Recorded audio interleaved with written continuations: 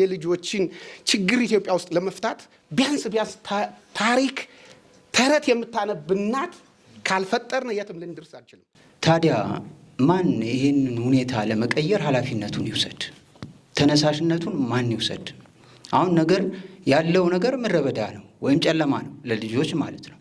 እናት የሁሉ አስተማሪ ናት። እናት የምግብ ሚኒስተር ናት፣ የጤና ሚኒስተር ናት፣ የፍቅር ሚኒስተር ናት። እናት ሁሉ ነገር ናት። ስለዚህ ዋንስ እናትን ኢምፓወር ካረግናት ዓለም የደረሰበት ደረጃና እኛ የኖርን ያለነው ኑሮ የሚወዳደር አይደለም።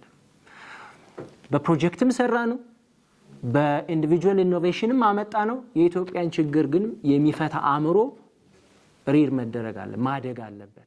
አውዶፋጎስ የምትባሉ ሰዎች እንደዚህ ቢግ አይዲያዎችን እንድንወያይባቸው ለወደፊት ድንዛዜው እንዲቆም ይህን በማድረጋችሁ በጣም ደስተኛ ነኝ። የልጆቻችን እድገት መበላሸቱ አንዱ የሀገራችን ሁኔታ ነው። ልጆች የሚያድጉበት ህግ ኢትዮጵያ ውስጥ ሊኖር ይገባል። ልጆች መብታቸውን የሚጠይቁበት ህግ ሊኖር ይገባል። በዘልማድ በስሜታዊነት ነገሮችን ማድረግ የለብንም። ልጆች በትክክል የተቀመጠ የተተነተነ ወላጆች ሊጠየቁበት የሚችል ህግ እንደምናውቀው ነው። ትምህርት ፌል አድርጓል። የሃይማኖት ተቋማቶችን ፌል አድርገዋል ብዬ ነው የማስበው። እንደ ጄኔሬሽን አልከሸፍንም ወይ? እነ ዩቫል ሀራሪ ታውቃለህ እንደሚሉት ደግሞ ሰው እዚህ የደረሰው በአእምሮ ሳይሆን በማህበራዊነቱ ነው፣ አንድ ላይ በመስራቱ ነው፣ በመሰባሰቡ ነው። እኔ እምነቶችን የማደንቃቸው ሳይንስ የማይሰራውን ብዙ ሰዎችን አንድ ላይ አመጣው ይህ ኮሌክቲቭ ኢፈርት የሰው ልጅ ያሻገረው። ዩቫል ተሳስተዋል። ማህበራዊነት ወደዚህ የሚያደርስ ቢሆን ዝንጀሮዎች ይደርሱ ነበር። አይደለም፣ በስሞል ግሩፕ ነው። እነ ዝንጀሮች እንመጣበታለን። በሱ ከፈለክ እኔ እንደውም እኔ ካንተ እመጣለሁ። እኔ አንዳንድ ጊዜ ይውላችሁ ጎበዝ እናውራ። ኢትዮጵያ ውስጥ ትርክት ቤተ መንግስት ገብቶ እየበጠበጠን ነው።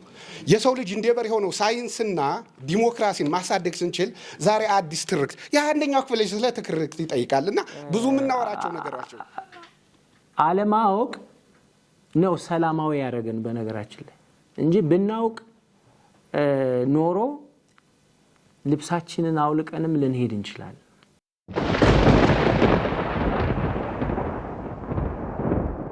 አንዳንዴ ቁጭ ብዬ ሳስብ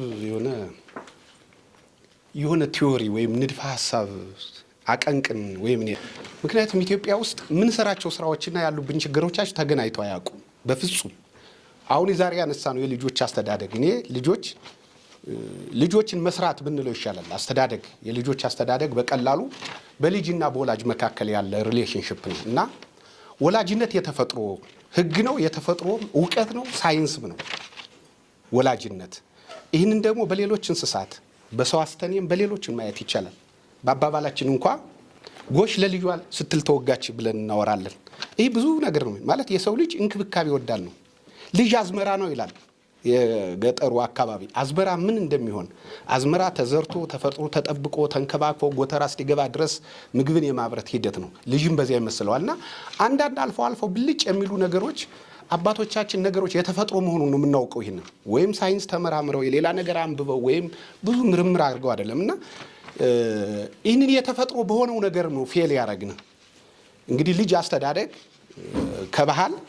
ከባህል ሊመጣ ይችላል፣ ከኤክስፒሪየንስ ሊመጣ ይችላል፣ ከትምህርት ስራችን ነው እና አንዳንዴ እዚህ ላይ ዶክተር ፋንታውንን መጠየቅ እፈልጋለሁ። አሁን በግልጽ መነጋገር መቻል አለብን። አሁን ወላጆችንም ሲወቅስ ነበር። አሁን እሱ ቅድም እንደተገለጸው ላይ የቻይልድ ሴንተር ነው፣ የልጆች አስተዳደግ ሴንተር ነው በአዲስ አበባ ዩኒቨርሲቲ ውስጥ ያንን መሪ ነው። አሁን እሱን ጥያቄ የምጠይቀው አንተ ባለሙያውም እንደኛ ትጮሃለህ፣ እኛ ወላጆችም እንጮሃለን፣ መንግስትም ይጮሃል። ትኩስ ድንች ሆነ። የኢትዮጵያ ትልልቅ ችግሮች ትኩስ ድንች ሆነዋል። አንተ ትንሽ ወላጅ እና አንድ ቦታ የትምህርት ተነሳና ዩኒቨርሲቲ ውስጥ ነው እኔ የማስተምርበት ዩኒቨርሲቲ የተለያዩ ዳይሬክተሮች ተጠርተው መጡ እና ያለኝን አስታውሳለሁ። ትምህርት ለምንድን ነው የወደቀው ምናምን ብለን ጠየቅ ነው። አሁን እኮ የሚያነቡ የሚጽፉ ተማሪዎች እየመጡ አይደለም። ፈተና ላይ እኮ ስማቸውን በካፒታል ሌተርና በስሞል ሌተር እየጻፉ አይደለም። እሱን እያገዝ ነው ብዬ ጥያቄ አነሳው። ተነሳና ምን ሆነ? ትምህርት ትኩስ ድንች ሆነ አለኝ። ትምህርት ትኩስ ድንች ሆነ። እኛ ስናወራ መምህራን እንላለን። መምህራን ሲጠየቁ ደግሞ ወላጆችን ይሰብና ወላጆች ይላሉ። እና የልጆችን አስተዳደግ ይሄ የሀገር ፌለር እና ትኩስ ድንች አረግ ነው። አሁን ያንተ ሴንተር እዛ ያላችሁ ፕሮፌሰሮች አላችሁ፣ ዶክተሮች አላችሁ፣ የውጭኑም ያገሩንም አጥንታችሁታል። ወደ ወላጆች ምን ያወረዳችሁት ነገር አለ? በኋላ እንመጣበታለን ወደ መፍትሄው ላይ። እኔ ልጆች ስናሳድግ ኢትዮጵያ ውስጥ በዚህ አጋጣሚ እናት የሚል መጽሐፍ ጽፌያለሁ። ይሄ እናት የሚለውን መጽሐፍ የጻፍኩት መጀመሪያ እንደው አስተማሪ ከሆነ ጠያቂው ልጅ ጠይቅ መጠየቅ ያደርጋል ሊቅ የሚል መጽሐፍ ጻፍኩኝ። እና ምንድነው አንድ ኢትዮጵያ ውስጥ ያለው ትልቅ የልጆች ጥያቄ ቅድም ተናግሮታል። ልጆች ኢንትሪሊየንስ ነው ሲናፕሲስ የሚባል ብሬን በልጆች ከ1 ዓመት እስከ 3 ዓመት ውስጥ ወደ 40 ሺህ ጥያቄዎች ይጠየቃሉ። ሳይንቲስቱ ነው ሰዎች የሚወለዱት። ያን ሁሉ ጥያቄ የሚመሉት ከፍተኛ ወደ ፕሩኒንግ ከመሄዱ በፊት ብሬናቸው ከፍተኛውን ግሮስ ስላለ መረጃ አምጣ ኪዩሪየስ ናቸው። ዛ ሪል ሳይንቲስት ናቸው በዚያን ጊዜ ደግሞ በእምነትም ይሁን በመሃል በእውቀትም ይሁን ምክንያት ደግሞ መልሶች አይመለሱ። ዝምበል እሱ እንዳለው ብዙ ቤት ዝምበል እረፍ አትናገር ትልቅ ሰው ጋር ነው የሚባል። ሌላው ደግሞ የሚደረገው ነገር ገጠር አካባቢ ምክር ነው።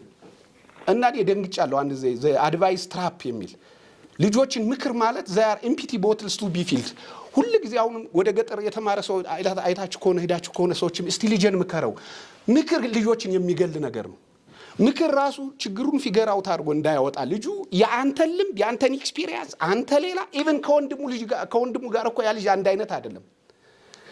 ከወንድሙ ያልሆነው ልጅ የሌላ ሰው ኤክስፒሪየንስ የሌላ ልምድ ያለው አስተማሪ ጋር እንዲቀበል ነው የምናደርገውና እንደዚያ ነው የሚል እንደ ማህበረሰብ የወደቅን እዚያ ላይ ነው ብዬ እንግዲህ ይህኛው ጠይቅ መጠይቅ አባትና ልጅ ይጠይቃል። ይህንን የጻፍኩ በኋላ ዩኒቨርሲቲ ውስጥ ወደ 24 ሰዎች መጡ። ወደ 24 ሰዎች መጡና ስብሰባ ሲደረግ ስለ ልጅ አስተዳደግ እሱ እንዲነግራችኋልና ጠራኝና ኦንጋ ይባላል ጓደኛዬ። ካስተማርኩ በኋላ አንድ መጽሐፍ እንግዲህ 100 ብር ነው ይሄ መጽሐፍ በዚያ በወቅቱ እና መጽሐፍ ጽፏል ምናምን አልኩና የሆነ ነገር ተነጋገርን። ስለ ልጆች ጥያቄዎች እንዴት እንደምንመልስ፣ ልጆች እንዴት እንደሚያጠኑ፣ እንዴት ሳይንቲስት እንደምናደርጋቸው፣ እንዴት ኪዩሪየስ እንዲሆኑ የልጆችን የተፈጥሮ የማወቅ ኪዩሪየሲቲ ኮትኩተን እንዴት እንደምናሳድጋቸው እንደው አንድ ያነበብኳቸው ነው ከሳይንሱም ከኒውሮሎጂም ከዛም ሰባስቤ ነውና የጻፍኩት ስላቸው መጨረሻ ላይ መጽሐፍን እንፈልጋለን አሉ። እንግዲህ የውሎ አበል ሲከፈለን ይገዛሉ። 24 ናቸው ሰዎች። ከ24ቱ ሰዎች 12ቱ እናቶች ነበሩ። እናቶች መጠው ገዙ፣ አባቶች ጥለው ሄዱ። አሃ አልሁና ምን መሆን አለበት? አሁን አንድ እናትን አስቡ። እኔ ሁሉ ጊዜ ይህንን አንድ ምስክር የሚሆናችሁ ነገር ምን መሰላችሁ? የተክለሐዋርያት ተክለ ማርያምን የህይወት ታሪክ ብታነቡት ሃው ኢምፓወርድ ማዘር ኢምፓወርድ የሆኑ እናቶች ሰዎችን እንዴት እንደምትሰሩ ታውታላችሁ። ተክለሐዋርያት ተክለ ማርያም ወደ ሰሜን ሸዋ አካባቢ ከአንዲት ምስኪን እናት ተወልደው ልክ ጡት እየጠባች አንድ የተፈጥሮ እናት አደጉ። ከዚያ በኋላ በህፃንነታቸው ሄዱ። ሁለተኛ እናት የሚሏት አውሮፓ ሀገር ወይም ራሽያ ሀገር ሄደው እንዴት እንዳሳደጉ የህይወት ታሪካቸው ላይ አሉ እና ያንን አቀዋለሁ። በእያንዳንዱ ጉልምስ አእምሮ ባላቸው ሰዎች ጀርባ ስታዩ ጠንካራነቶች አሉ። ስለዚህ ሹድ ኢምፓወር ማዘር በቃ የልጆችን ችግር ኢትዮጵያ ውስጥ ለመፍታት ቢያንስ ታሪክ ተረት የምታነብ እናት ካልፈጠርን የትም ልንደርስ አንችልም። እናት የሁሉ አስተማሪ ናት። እናት የምግብ ሚኒስተር ናት፣ የጤና ሚኒስተር ናት፣ የፍቅር ሚኒስተር ናት። እናት ሁሉ ነገር ናት። ስለዚህ ዋንስ እናትን ኢምፓወር ካረግናት ስለዚህ ምን ማድረግ አለብኝ? ስለ እናቶች መጻፍ አለብኝ። አሁን በዚህ አጋጣሚ እሰጣለሁ። አንድ ጎበዝ በተለይ ከሴቶች ሪቪው የሚያደርግኝ እኔ ሆት ዲቤት ነው። ከእምነት አንጻር፣ ከፍልስፍና አንጻር፣ ከሳይንስ አንጻር ብዙ የተዳሰሰበት ነው። እኔ እዚህ ላይ እስከ መቧከስ የሚያደርስ ክርክር ቢነሳ ደስ ይለኛል እና በዚህ አጋጣሚ ይህንን መጽሐፍ እሰጣለሁ። ብትፈልግ ይህንን በደንብ የሚተች የሚያብጠለጥል ትክክል አይደለም የሚል ወይም የሚያደንቅ ሰው ሰጠህ ሪቪው ቢደረግና እዚህ ብንከራከር። ሴት ልጅ የምትወለደው በአያቷ ውስጥ ነው ያለው ትክክል ነው። የኔ እናት በአያቷ ውስጥ ነው እንቁላሏ የተሰራ እንደ ወንዶች አለ። ሳይንሱን ማውራት ትክክል ነው እና ከዛ ይጀምራል። እናት ስለ እናት እዚህ ላይ መነሻ አለ። አሁን እናት ንብ ነው የምናውቅ እኛ የኛ ማህበረሰብ አውራ ንብ ነው የሚለው። የእናትን ምስጢር በቀን እስከ 200 ሽንቁላል ትጥላለች። ለምንድን ነው? ስለ አመጋገብ ነው። እና እናቶች እኔ ደግሞ የምግብ ሳይንስና ኒውትሪሽን ባለሙያ ነኝ እና ዋናው እዚያ እናት ኢምፓወር ስትሆን አመጋገቧን ታስተካክላለች። በሀገራችን አይታችሁ እንደወድ በርዝ ዲፌክት አለ። ቀላል የሆኑ ክኒኖችን ባለመውሰድ ልጆች ዲፌክቲቭ ሆነው ይወለዳሉ።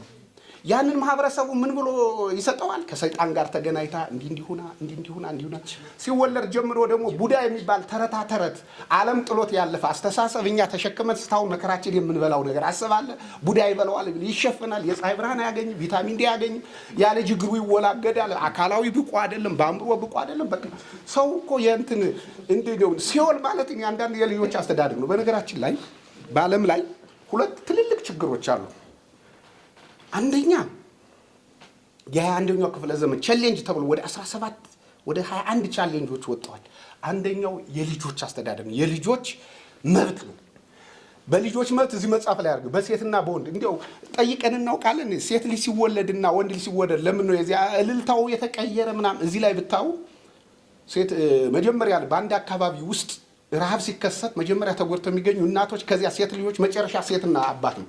አየህ፣ እነሱ ቤዛ ናቸው፣ ለማህበረሰብ ቤዛ ናት። እና እኔ እዚያ ይጀምራል፣ እዚያ ነው ማስተካከል ያለብን።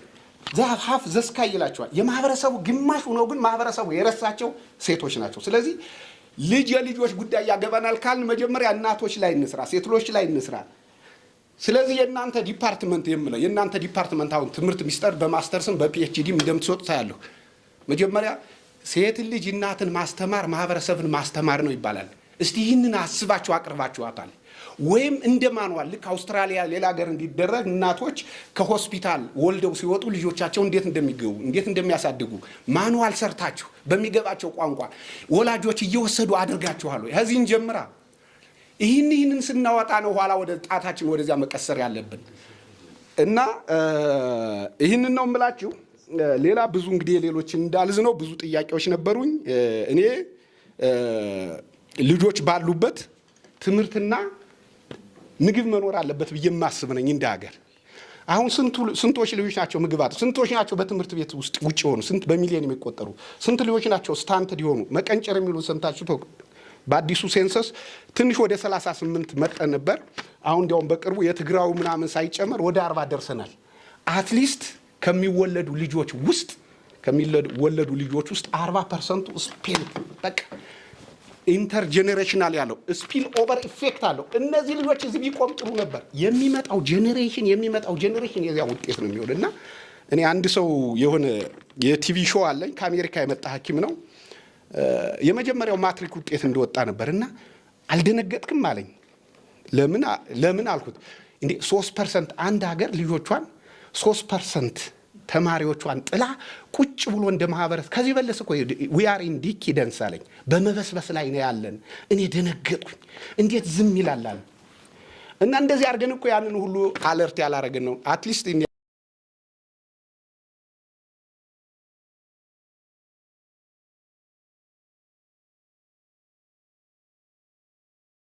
ሆፕ ይህንን ነገር ትቀጥሉበትና የሆነ ኤቢጋ ፈጥረን ባይሆን እንደው አሻራችን እንኳን በዚህ ጥለን እኛ አልፈንበታል፣ የሚመጣውን ትውልድ እንታደጋለን። ከዚህ በለጠ እንዳልከው ነው። አንተ እሱን አደነከው። ስለዚህ ምን ይባላል መሰለህ፣ ሳይንስን ከሰራው ሰው ሳይንስን ወደ ሰዎች ያደረሰው ለሰው ልጅ ትልቅ ውለታ ውሏል ይባላል። ምክንያቱም የእሱንም የማንንም ነገር ደግሞ ትልቁ ነገር ወደ ማህበረሰቡ ማውረድና በዚህ እንድትቀጥሉበት አደራላለሁ። አመሰግናለሁ። በዚህ ጉዳይ ላይ እንደው ጥያቄ ከተነሳ ጥያቄዎች በዚህ ላይ ብዙ እንዳነበበ ሰው ብዙ እንደጻፈ ሰው ልመለስ እችላለሁ። አመሰግናለሁ። ዶክተር ፋንታሁን እጅግ በጣም አመሰግናለሁ። እኔ የጸጋውን ሀሳብ ጋራለሁ። ፕሬዘንቴሽን ከጠበቅኩት ውጪ ሲሆን ደስ ይለኛል። አርእስት እንገምታለን። የሆነ አርእስት ትንሲል ይቀርባል ብለን የምንገምተው ነገር አለና ለየት ብሎ መሳጭ በሆነ መንገድ ሲቀርብ እጅግ በጣም ደስ ይላል። ፕሬዘንቴሽን በጣም አሪፍ ነው። ሀሳቡ፣ ፍሰቱ፣ አይዲያ ወንደርፉል። የልጅ አስተዳደግ የሚለው ስሜት ለምን ሰጠ ብለን ብንጠይቅ ሰው ስለሆንን ነው። የነብር የልጅ አስተዳደግ፣ የድመት ምናምን፣ የከብት የሚባል አይሰራም። ምክንያቱም ጋራንቲድ ነው በተፈጥሮ they are well adapted to their environment። ኢንቫይሮንመንቱ ከተበላሸ መሰደድ የሚችሉ ይሰደዳሉ። የሚሰደዱበት ቦታ ከሌለ አኒማልስ ፐሪሽ የሰው ልጅ ግድብ ይሰራል፣ አካባቢውን ያጠናል፣ ህዋ ስፔስ ጋላክሲዎችን ያጠናል፣ ኢምፓክት አለው። ተፈጥሮን ነው ወደ ራሱ አዳፕት የሚያደርገው እንጂ ወደ ተፈጥሮ አዳፕት አያደርግም ማለት ነው። እዚህ ላይ ነው ያለው ሚስጥሩ። ምን አደረገው እንዲህ እንዲሆን ነው? የት ነው ያለው ኢሴንሻሊ የሰውነት መለያው? ከ2500 ዓመት በፊት መልሶታል አሪስቶትል። ራሽናሊቲ ነው። ማን ኢዝ ኤ ራሽናል አኒማል። እና ዴፊኒሽናችን በኢሴንሻል ሪዳክሽኒስት ሆኜ በቃ ራሽናሊቲ ሰው ማለት ራሽናሊቲ ብዬ እንደዚህ ኢኩዌት አይደለም ላደርገው የፈለግኩት። የተባሉት ነገር በሙሉ ልክ ናቸው፣ ግን አጽንኦት እንስጠው። ይሄ ራሽናሊቲ የምንለው ነገር ወሳኝ ምክንያት የሆነው ራሽናሊቲ ስላለን ነው። ቢወጣ ለምሳሌ ዶክተር ይሁን ማዘር ነጭ አልክ፣ ለምን? አእምሮ ስላላት ነው። አእምሮ ያላት ፍጥረት ስለሆነች እና አእምሮ ላይ የሆነ ነገር ከተሰራ ነው እንደዛ ልትሆን የምችለው። በሆነ ምክንያት ኮንሺየስሊ ተሰርቶበት ሊሆን ይችላል፣ አንኮንሺየስሊ ሊሆን ይችላል። አእምሮ ውስጥ የሆነ ነገር ካልተሰራ እነዛ የምንላቸው በሙሉ ማድረግ አንችልም። ማውራት ራሱ አንችልም፣ መነጋገር አንችልም። ይሄ ሁሉ እውቀት የሚገርም እውቀት ሲነግረን የነበረው መቼ ነው የመጣው? የሰው ልጅ እዚህ ምድር ላይ እርሻ ምናምን እንኳን ከጀመረ 10,000 ዓመታት ብናይ መቼ ነው ይሄ እውቀት ይሄ ሁሉ እውቀት የተከማቸው? in the last 200 years really essentially በምን ምክንያት? አእምሮውን ካገኘ በኋላ የሰው ልጅ ቤዚካሊ ሄደን ሰው እንዲህ ያደርጋል እንላለን። ለምን አደረገ ብለን ስንጠይቅ የምንደርሰው አእምሮ ላይ ነው። ስለዚህ የልጅ አስተዳደግ የሚለው ጥያቄ እንዲነሳ የሆነው የሚመስለኝ ነው ፊሎሶፊካሊ ሳየው እንስሳት አውቶማቲካሊ በጄኔቲክሳቸው ዲተርሚንድ ሆነው ለምሳሌ ወፍ ብዙ ጊዜ የማነሳው ኤግዛምፕል ላይ ምንድነው ወፍ ነው። ወፍ ልጇን ታስተምራለች። ምንድነው የምታስተምረው? ወሳኙን ኤሌመንቷን መብረር እንጂ ስንዴ ያለበት የሚለቀምበት የሆነ ነገር ኮንተንት አይደለም። ሜተድ ወደዛ ወደ ስንዴ ለቀማ የሚያደርሳት ዋናው መንገድ ምንድነው? ክንፏ መብረር ከቻለ ነው እነዛ ነገሮች የምታገኘው ወፊቱ ማለት ነው። ነብርም ልጆቿ ስታስተምር የነብር ኢሴንሻል ካራክተሩን ነው። አንበሳም እንደዛ፣ ውሻም እንደዛ፣ ድመትም እንደዛ ማለት ነው። ሰው ላይ ስንመጣ ይሄን ዘነገዋለን። የአእምሮ ውጤቶች ላይ ትኩረት እንሰጥና አእምሮን ኢንፋሳይዝ ማድረግ እንረሳዋለን። አእምሮ ማሰልጠን ማለት ነው። አእምሮ ብለን ለምንድን ነው ማናወራው? አእምሮአችን ሊሰነጥን አልቻለም። ትምህርት ቤት ውስጥ ሜተድ ሳይሆን በደንብ እንድንማር የሚደረገው ኮንተንት ነው፣ ይዘት። ኮንተንት ኢምፖርታንት ነው። ኮንተንት ሳናጠና ሜተድ አናገኝም፣ እውነት ነው። ግን ይዘት ብቻ ዝም ብሎ ሲታጨቅ እጓለ እንደሚለው እንደ ተማሪ ቆፋዳ ብስሉም ጥሬውም እንጀራውም ቂጣውም ምናምን ይሆናል ማለት ነው። ምንም አይሰራም። ፈጠራ ማንፈጥረው ሜተድ አንማርማ። ሜተድ ከሌለ በምን እንፈጥራለን? ዝም ብሎ ኮንተንት መሙላት ከሆነ ማለት ነው። ስለዚህ ብቃት ስንል የብቃት መሰረቱ የት ነው ያለው? ብቃትን የሚያመነጨው ምንድን ነው? አእምሮ። የአእምሮአችን ክንፍ እንዲጠነክር ካላደረግን እነዛ የምንላቸው በሙሉ ከየት ይመጣሉ? ከውዙ ከሌለ ኢፌክቶቹ ከየት ይመጣሉ? እና ኢንፋሲስ በጣም ቢሰጠው እላለሁ። አንድ ወሳኙ እንትን ይሄን ነው የማነሳው። ይሄ አገር እንደ ኢንድ የምናደርገው ነገር ስህተት ነው፣ በጣም ስህተት ነው። አገር ሚንስ ነው። ሰው ነው። ስለ ሰው ነው እያወራን ያለ ነው። ሰዎች እንድንኖር ቱል መሳሪያ እንድትሆነን ነው አገር እንጂ አገር ትጠፋለች እያልን ማውራት ምን ማለት ነው? ይሄ ነው ባይ ዘ ወይ አልበርት አንስታይን ለአገር ባይ ዘ ወይ አንድም የፈጠራ ሰው አንድም ልጠቅሱልኝ አትችሉም። አንድም ጂኒየስ ፈጣሪ ሰው አገር እንድትቀጥል ብሎ የፈጠረ የለም። ባይ ዘ ወይ አገር ውስጥ ሆኖ ነው የሚፈጥረው፣ ሚንስ ትሆናለት ነው እንጂ ምን ማለት ነው? አገር ቢዮንድ ኤንድ አባቭ እኛ ከኛ በላይ ቁጭ አርገን ካየ ነው ትልቁ ስህተታችን ማለት ነው የኛ ይሄ ነው። አገር ማህበረሰብ እኛ እንድንኖር ተመችቶን እንድንኖር ሚንስ መንገድ ናቸው። ልክ እንደ አስፓልት መንገድ ማለት አስፓልት ጥሩ ሆኖ እንዲሰራ እንፈልጋለን። መዳረሻችን ግን እኔ ወደ ፍቅረኛ ይጓዝበታለሁ በታክሲ፣ አንደኛው ወደ ስብሰባ ይጓዝበታል፣ አንደኛው ወደ ስራ ይሄድበታል። መዳረሻችንን ለምን እንወስናለን? ለአስፓልቱ አንኖርም። አስፓልቱን ግን በደንብ እንንከባከበዋለን። ወደ መዳረሻችን ለእያንዳንዳችን ስለሚያደርሰን አገርም እያንዳንዱ ዜጋ ወደሚፈልገው ዓላማ እንዲደርስ ያስደስተኛል ወደሚለው እንዲደርስ ምቹ ሁኔታ የምትፈጠርበት እና የልጆች አስተዳደር ጥሩ መተን ቅር ያለኝ ነው ማነሳው። አሁን ኢንድ ጎሉ በዚህ መልክ ካረግ ነው ለሀገር የሚሰራ ካልን ፈጠራ አይፈጠርም። ፈጣሪ በጣም ነፃ መሆን አለበት፣ ለማንም አይደለም። ምክንያቱም የፈጠራ ሂደቱ አንብቡና ታውቁታላችሁ። እኔ የማትማቲክስ የኮምፒውተር ሳይንስ ባለሙያ ነው ነኝ። የቴዎረሞች ምናምን የሚፈጥሩትን ሰዎች እየዋቸውና እነዛ አይነት ሐሳቦች ለአገር እየተባሉ እንዴት እንደሚፈጠሩ አሳዩ። ለአገር አይደለ፣ አገር ውስጥ ተኩኖ ይፈጠራሉ። ችጋር ላይ ሆነው ይፈጠራሉ። ስለዚህ ይህችን ጥያቄም በደንብ ማየት አለብን እላለሁ። አመሰግናለሁ። ላቀረበልን አመሰግነዋለሁ። በተጨማሪም አቅራቢው ጥሩ አድርገው እውነቱን እውነት ብለው ትክክለኛውን ነገር ሳያባብሉ ስለነገሩን አመሰግናለሁ። አካባቢው፣ ትምህርት ቤቱ፣ ማህበረሰቡ፣ ቤተሰብን ጨምሮ ለልጆች ጥሩ አይደሉም። ጥሩ አይደለም ማለት ልጆች የሚያድጉበት አገር የለንም ማለት ነው።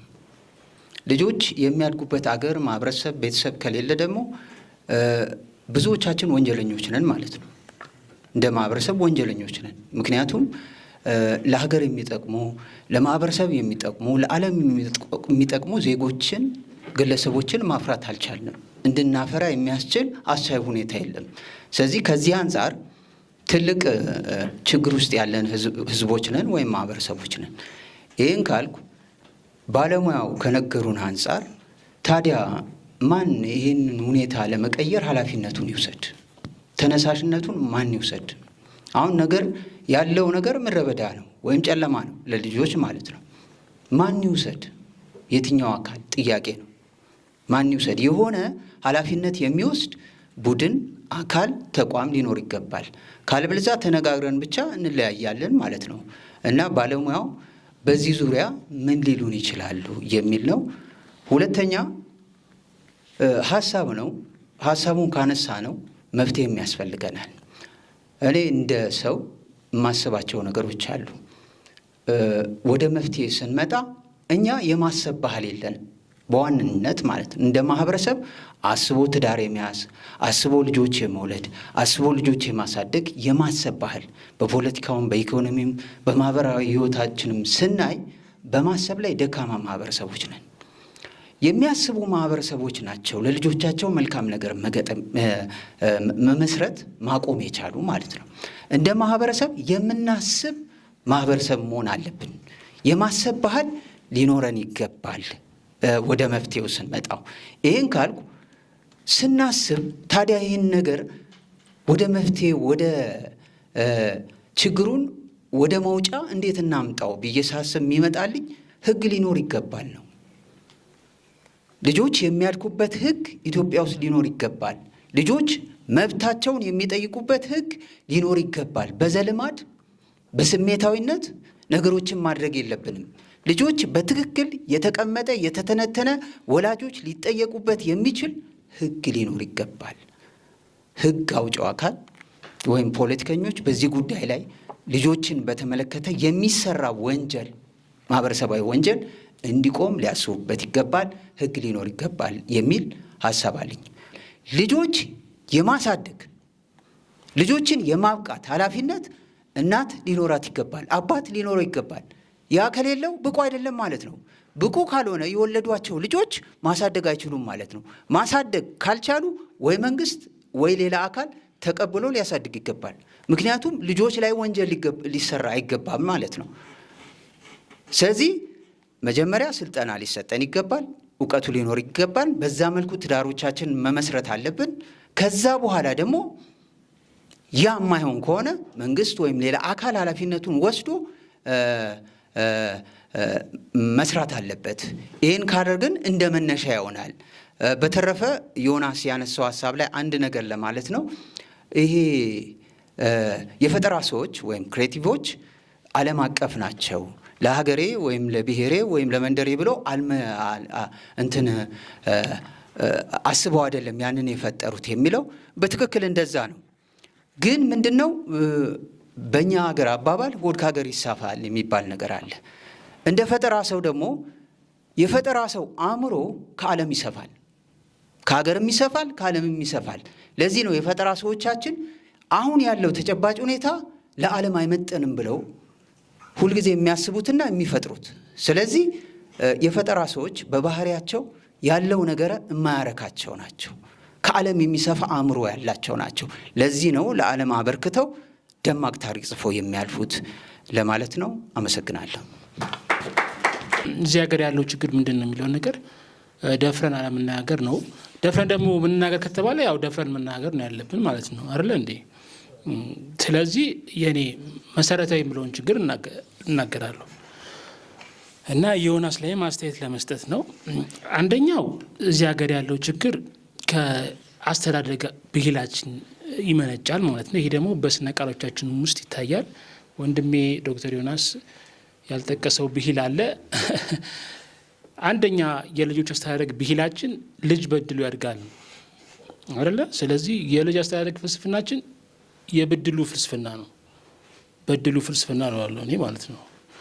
ስለዚህ ልጅ ይወለዳል፣ አቶ በድሉ ይወለዳል፣ በድሉ ይወለዳል፣ ያድጋል፣ ይሞታል። ከሞቱ በፊት ሌላ አቶ በድሉ ይወልዳል እሱ ራሱ። ይህንን መናገር አለብን። ይህን ከሆነ ችግሩ ማናገረው በቃ እዚህ ሀገር ከፍተኛ ፖፑሌሽን ቡም አለ። መንግስት ሊቆጣጠረው የማይችለው የስራ እድል ፈጠራ ችግር አለ። አንደኛ የአገሪቷ ውስጥ ያሉት የሴኪሪቲ ፕሮብሌሞች በሙሉ የመነጩት ከፍተኛ የሆነ ስራ አጥ ወጣት ስላለ ነው። ምግብ ሊዳረስ ያልቻለውና መቀንጨር የመጣው ከዚህ ነው። ልንፈጥረውና ልንሰሴ ልናደርገው ከምንችለው በላይ ሰው እየተፈጠረ ነው። እንዴ ይሄን እኮ መናገር አለብን። እንደዚህ ብለን ልጅ አስተዳደግ እኮ ብዙ ልጆች አባቶቻችን እናቶቻችን እኮ ያን ያህል እንደው አሁን ሳይንስ ስለሆነ እኔ አንድ ማስታወቂያ አለ ሁልጊዜ መቀንጨርን እንትን ለማስታወቂያ ለስለስ ያለ ገንፎ በውሃ ምናምን ገንፎ ስላልተገኘ ነው እንጂ አሁን አባቶች እናቶች ልጅ እንዴት እንደሚያወሉ ጠፍቷቸው ነው። ለስለስ ያለ ገንፎ በሬዲዮ የሚተዋወቅ ነገር አለ እና ጠፍቶ እኮ ነው ገንፎ እንጂ እኮ ችግር እኮ አልነበረም እሱ ማለት ነው። ስለዚህ ይሄ ነው አንደኛ፣ ይሄን መናገር አለብን። እቺ ያው ፍሮይድ የሚለውን ነገር በዚህ ላይ ደግሜ ፍሮይድ like a child is a father of a man ይላል ብዙ ጊዜ ማለት ነው። በቃ ቅድም ብለዋል አቅራቢ ወንድሜ። በቃ ሁላችንም የልጅነታችን የእድገታችን ውጤት ነን ሁላችንም ማለት ነው። አስተዳደጋችን ነው እያንጸባረቅን ያለ ነው ማለት ነው። ስለዚህ እንደተባለው ቀደም ተብሎ ወላጆቻችን ላይ ቢሰራ ጥሩ ነው። ምክንያቱም እኔ እንደ ልጅ አሁን እንደ ህግ ውስጥ ለሚሰራ ሰው ወጣት ወንጀል ውስጥ ጠፍተው ጁቬናይል ኦፌንደርስ የሚባሉ አሉ፣ የወጣት ጥፋተኞች ማለት ነው።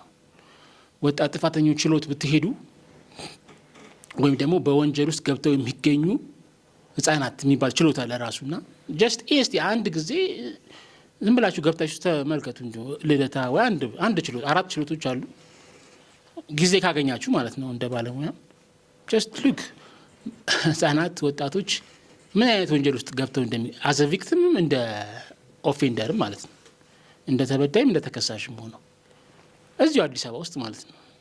ያ በሚያሳዝን ሁኔታ ውስጥ ነው ያለው ሀገሪቷ ማለት ነው። ወጣቷ መንግስት ማለት ኮንትሮል ማረም ነው የነሱ ደግሞ እንደውም ሪስቶር ማድረግ ነው። ግን ሲስተሙ ራሱ መሸከም የሚችልበት ደረጃ ላይ አይደለም ያለው። በቃ ከመክበዱ የተነሳ ማለት ነው ያሉበት ሁኔታ ማለት ነው። ስለዚህ የዚህ ሁሉ ችግር መንስኤውን ዘለቅ ብለን እንደፈር ብለን መናገር አለብን ለማለት ነው። መጨረሻ እንዳለው ፈጠራ ልክ እንደ አርት ይሄ አሁን የአርት ቀደም ብሎ የሚነሳው አይነት ክርክር አርት ፎር አርት ሴክ እንደሚባለው አሁን ፈጠራም ራሱ ለሀገር ተብሎ ሊፈጠር ይችላል ብዬ አስባለሁ። ሰዎች ለምሳሌ ማንሃተን ፕሮጀክት አለ አይደል? ማንሃተን ፕሮጀክት አሜሪካ በሁለተኛው ጦርነት ጊዜ ዓለም ውስጥ አሜሪካ ውስጥ ያሉትን እንትኖች ሳይንቲስቶች በአጠቃላይ እንዲሁም ከአውሮፓም ጭምር እየሳቡ በድብቅ እያስገቡ ጭምር ይህንን ፕሮጀክት አሳኩ ብለው ሰርተዋል። እንደዚህ አይነት ብዙ ፕሮጀክት ስታሊንም እንደዛ ያደርግ ነበር። ስታሊን የራሱ ፕሮጀክት ነበረው ፖለቲካሊ የሆነ ማለት ነው። ሳይንስ ማለት ይቻላል እንደዚህ ተደርጓል ነው። ምስራቅ ውስጥም ምዕራብ ውስጥም በሉ እናንተ ሰብሰብ ብላችሁ አገሪቷ እንዲህ አይነት ችግር ውስጥ ያለችው ፍጠሩ ይህን ተብሎ አሰባስቦ አሁን ላይ አቶሚክ ቦምቡ የተፈጠረው በዛ ነው። ለደግም ማድረግ ይቻላል ለማለት ነው። እያሰቡ መስራት ሀገርንም ይቻላል ለማለት ነው። ታንክ ዩ። እስከ 7 ዓመት ነው አይደንቲቲያቸው የሚቀረጸው የሚባል አለ። የሲግመንድ ፍሮይድ ሳይኮሎጂ ይመስለኛል። ኤግዛክት 7 ዓመት ላይሆን ይችላል እና በዚህ በልጆች አስተዳደግ ላይ የበለጠ ክሬዲቱ የማን ነው? የቤተሰብ ነው? የማህበረሰቡ ነው? የሚዲያ ወይስ የበለጠውን ድርሻ የሚይዘው የትኛው ነው? እስከ 7 ዓመት ከሆነ ምናልባት ከ7 ዓመት በኋላ ስለሆነ ትምህርት ቤት የሚገቡት ከቤተሰብ ጋር ስለሆነ እንዴት ነው ያንተ እይታ የሚለው ነው። ሁለተኛው ልጆች ከወላጆቻቸው ባህሪ ጀነቲክስ ይወርሳሉ። በዛ ቀለምና ቅርጽ የመሳሰሉት ነገር ሊወረስ ይችላል። መልክ ምናምን ሊወረስ ይችላል። ግን ባህሪ እንዴት ነው ሊወረስ የሚችለው? ማለት የጎበዝ ወላጅ አባት ልጁም ጎበዝ ይሆናል?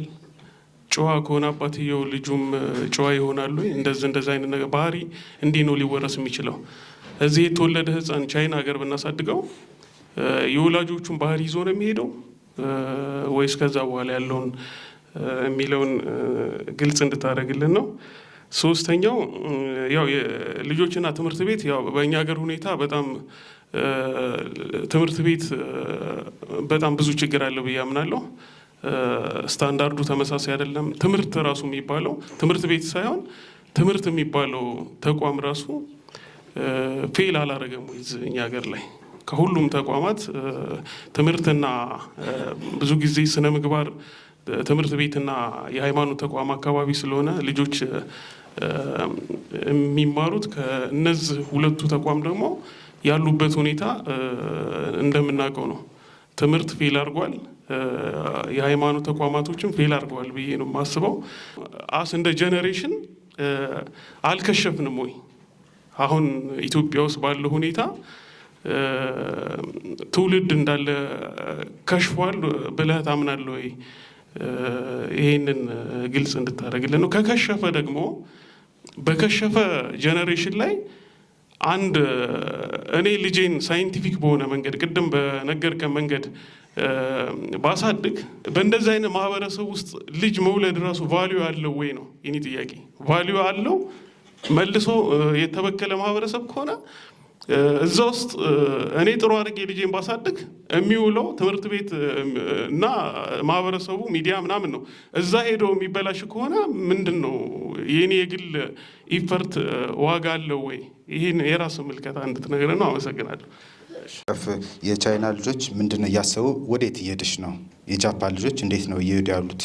እና ለምሳሌ አንድ ጓደኛ ጃፓን ሄዶ ሲነግረኝ የ5ኛ የ6ኛ ክፍል ተማሪዎችን የሚያስተምረው ማትማቲክስ ነው።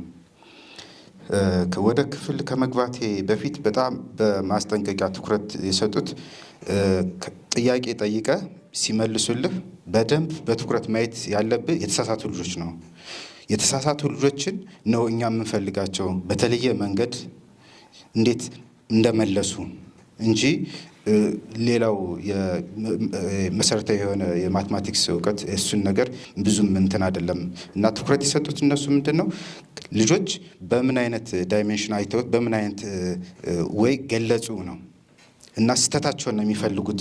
ከዛ ውጭ ደግሞ ልብስ ራሳቸውን ኩክ ያደርጋሉ፣ ያጸዳሉ። መሰረታዊ የሆኑ አንድ ሰው አንድ አዳልት ሊያደርገው የሚችል በእኛ ሀገር እነሱ ኩክ ያደርጋሉ፣ ልብሳቸውንና ክፍላቸውን ንጽህና ይጠብቃሉ። እንደዚህ ያሉ ትምህርት ስርዓት አላቸው እና የትምህርት ስርዓቱም ያሳድጋቸዋል ከወላጆች በተጨማሪ። ከኛ ደግሞ በቃ እየበሉ እየጠጡ አደጉ ልጆች። ከዛ በኋላ ያለው ነገር ነው ለእኔ በጣም ያሳስበኝ። በሚዲያው እና በካሪክለም ልጆቻችን የተነጠቁ ይመስለኛል ወጣቶች።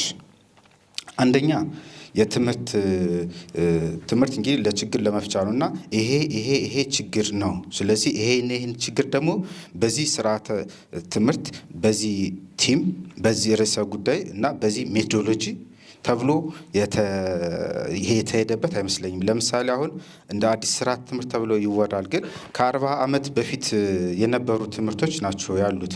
ከ40 ዓመት በፊት ግብርና ነበር፣ አሁን አግሪካልቸር አለ። ከ40 ዓመት በፊት ቡክ ኪፒንግ የሚባል ነበር፣ አሁን አካውንቲንግ ተብሎ አለ። ከ40 ዓመት በፊት ውድ ወርክ ነበር፣ አሁን ውድ ሳይንስ ሆኖ መጥቷል። እና ከ40 ዓመት በፊት እና ከ30 ዓመት በፊት በዛኛው በደርግ ሰዓት ትምህርት የነበረው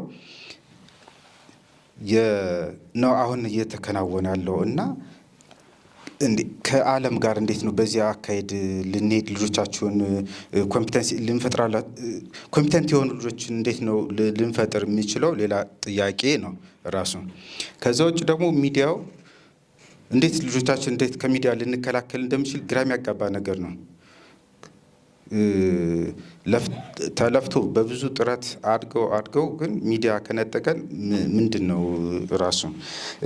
ሌላኛው ከትምህርት ጋር አሁንም ተያይዞ ወደ 65% እንደዚህ የመጀመሪያ ደረጃ ያሉ ፈርስት ሳይክል ተማሪዎች ማንበብ አይችሉም ይላል የዩኤን ጥናት ነው።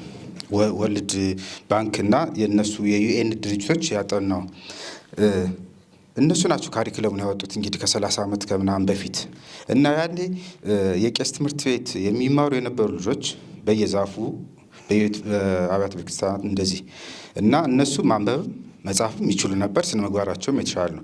ያን ዴሊብሬትሊ ሆን ተብሎ ራሱ በዩናይትድ ኔሽን ፈንድ የትምህርት ስርዓቱን እንዲጠፋ ከተደረገ በኋላ አሁን መልሶ ፌዝ አይሆንም ወይ? ራሱ እንደዚህ ልጆቻችሁ ማንበብና መጻፍ አይችሉም የመጀመሪያ ደረጃ ተማሪዎች እንዲህ ካሪክለሙን እነሱ እያወጡ እንዴት ነው ያን ሊስተካከል የሚችል? እና እንደዚህ ያሉ ነገሮች በደንብ የሚነገሩ አይመስለኝም። በተለይ ደግሞ ወላጆች ቅድም እንደተነገሩ ወላጅ ልጁን ይወዳል፣ ግን ልጆችን በአግባቡ የሚያሳድጉለትን መምህራንን ይጠላል። ይሄ በጣም ትልቅ ነው። ከዚህ ጋር ተያይዞ ምንድን ነው አሁን እንደ ትምህርት ቤት ሊከፈት ነው እና ልጆቻችን ትምህርት በተከፈተና ልጆቻችን ሂደው እዛ ውለው በመጡ ከዛው እና ወላጆች ምንድን ነው የሚያዩት ማለት ትምህርት ቤትም ለማሳደጊያም አይደለም፣ ትምህርት ቤት ለመማሪያም አይደለም፣ ለሙያ ነው ማለት ነው። ወላጅ በዚህ ደረጃ ካሰበና እንደዚህ ያሉ ነገሮች ደግሞ በሚዲያ ማይነገሩ ከሆነ እንደዚህ ያሉ ነገሮች ደግሞ ፔፐር ማይቀርባቸው ከሆነ ለለውጥ በቅርብ ይመጣል ብዬ አላስብም። ግን እንደዚህ ያሉ መድረኮች እንደ ቲንክ ታንክ እና እንደ ትልቅ ግብአት ሊሆኑ ይችላሉ። ቢያንስ እንኳን እኛ ኃላፊነታችን ተወጠናል ብለን ማይንዳችን እንኳን ጥሩ ነገር ፊል እንዲያደርግ በዘመኔ እንደዚህ አድርጌያለሁ፣ እንደዚህ ጽፌያለሁ፣ እንደዚህ ይሄን ነገር ተናግሬያለሁ እንድንል ቢያንስ እንኳን ጥሩ ነው ለራሳችንና አመሰግናለሁ። በአሁኑ ሰዓት ህፃናት ሚዲያ 5ኛ ደረጃ ላይ መሰለኝ ሲጠቅስ በልጆች አስተዳደግ በቅደም ተከተል እሱ ጥናት የቆየ ይመስለኛል። አሁን ልጆች ከቤተሰባቸው ቀጥሎ የሚያገኙት ቀጥታ ሞባይል ነው የሚያገኙ።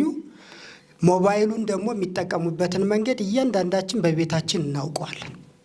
then let us come to ቲክቶክ ቻይናዎች ነው የፈጠሩት። ብዙ ጊዜ የምንረሳው ማለት ነው። ቻይናዎች ቲክቶክን እንዴት ፈጠሩት? እንዴት እየተጠቀሙበት ነው? ፌስቡክን የነበረውን ተጽዕኖ ኦቨርካም አድርገው የራሳቸውን ሶሻል ሚዲያ ክሬት አድርገው ለዓለም ደግሞ እጅግ ከብዙ ኢንዱስትሪዎች ቻይና ከምትሰራቸው ብዙ ገቢ ከሚያስገኝላት አንዱን ቲክቶክ ፕላትፎርም ሀገሯ ላይ በሌለ መልኩ ለሌሎች ሀገራት ሰጣለች።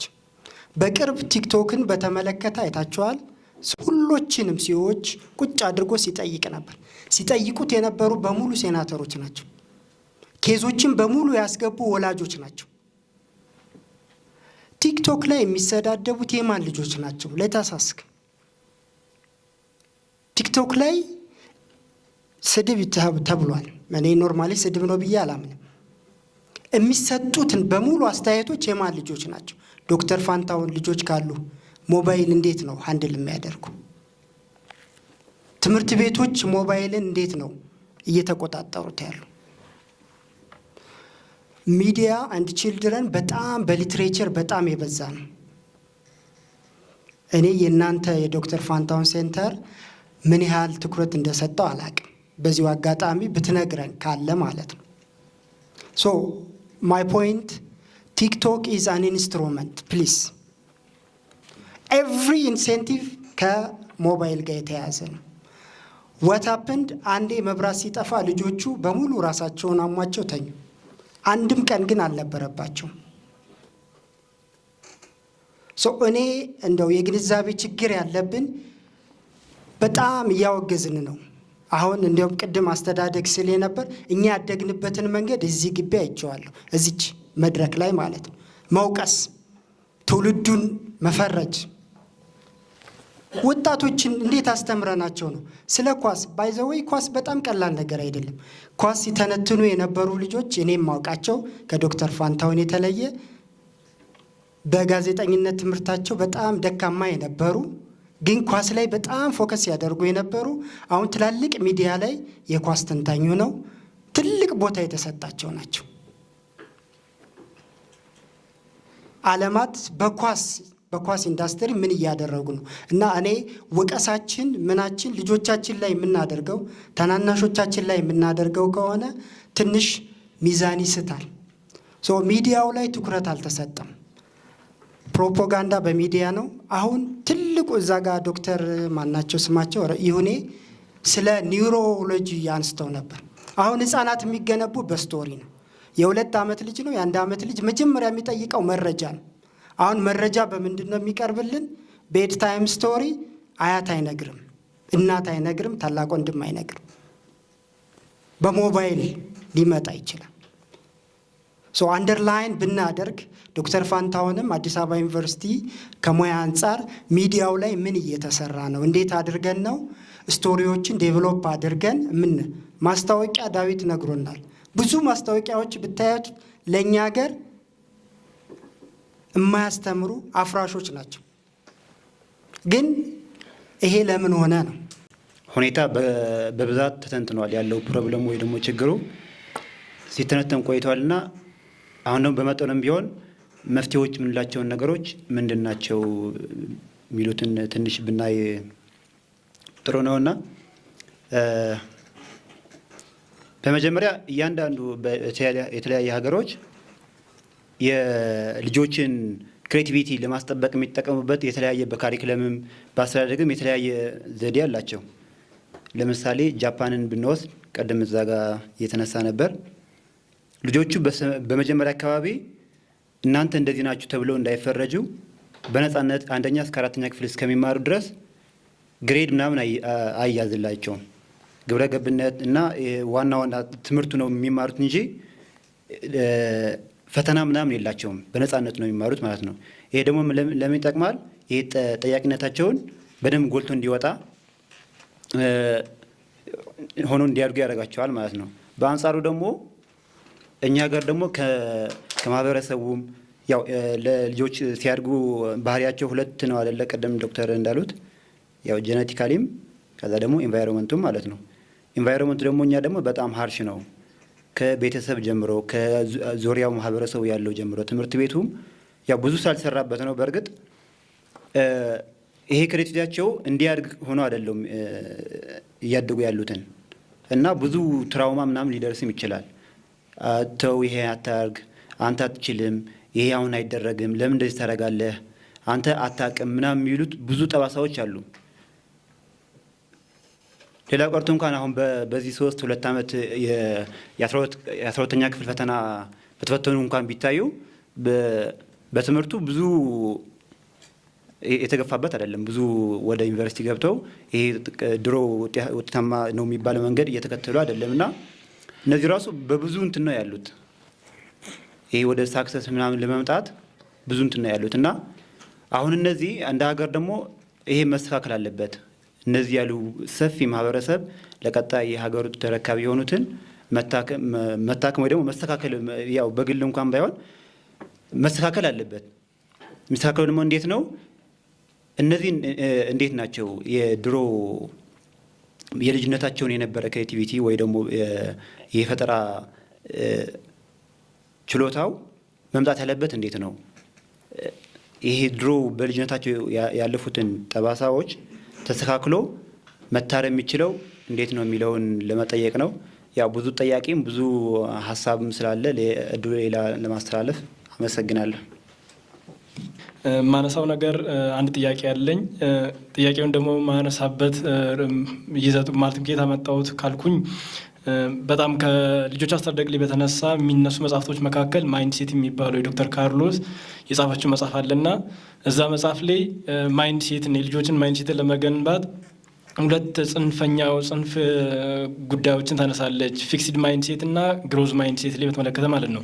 ስለዚህ በእሷ ሀገር ኮንቴክስት ፊክስድ ማይንድ ሴት ልጆች ላይ የሚፈጥሩ ነገሮች ምንድን ናቸው ብላ የምታነሳቸው ብዙ ነገሮች አሉ። እንደገና ደግሞ ግሮዝ ማይንድ ሴት እንዲፈጠርባቸው ግሮዝ ማይንድ ሴት ሲፈጠርባቸው ደግሞ ምን ያህል እነዛ ልጆች ፈጣሪ እንደሚሆኑ ምን ያህል እነዛ ልጆች ደግሞ ከራሳቸው አልፎ ሌሎች የሚኖሩ የለም ልጆች የሚሆኑበትን ነገር እንዴት እንደሆነ ታነሳለች። እና በእኛ ሀገር ኮንቴክስት እንዴት ነው ይህ ነገር ፊክስድ ማይንድ ሴት የሚፈጥሩ ብዙ ኃይለ ቃሎች አሉ። ብዙ ለምሳሌ እንደኔ የምመለከታቸው ከአስተዳደግም ካየኋቸው ተመትቼ ስመጣ እናቴ የምትለኝ ነገር አለ። ማለትም ወንድ አይደለም ብሎ ማለትም መተው አመጣ የሚባል ነገር አለ። እኔ ያሳክመው የለን ማለትም የሚመጣውን ኮንሲኩዌንስ እኔ ቀበል የለም የሚል ነገር አለ እና እኒህ ነገሮች ፊክስድ ማይንድ ሴት እንዲገነባብን እያደረጉ ይገኛሉ። እና እንደው በእሱ አስተያየት እኒህን ፊክስድ ማይንድ ሴቶችን የሚፈጥሩብን ነገሮች ምን ያህል በጥልቀት ይገኛል በእኛ ሀገር ላይ? እንደገና ደግሞ እነዛን ነገሮች ለመፍታተስ ምን ነገሮች የሚያስቡት ነገር አለ? እነዛው የምጠቁሙን ነገር ምክንያቱም እዚህ ጋር የተገናኘ ነው የመፍትሄ አካልን ብዬ አስባለሁ።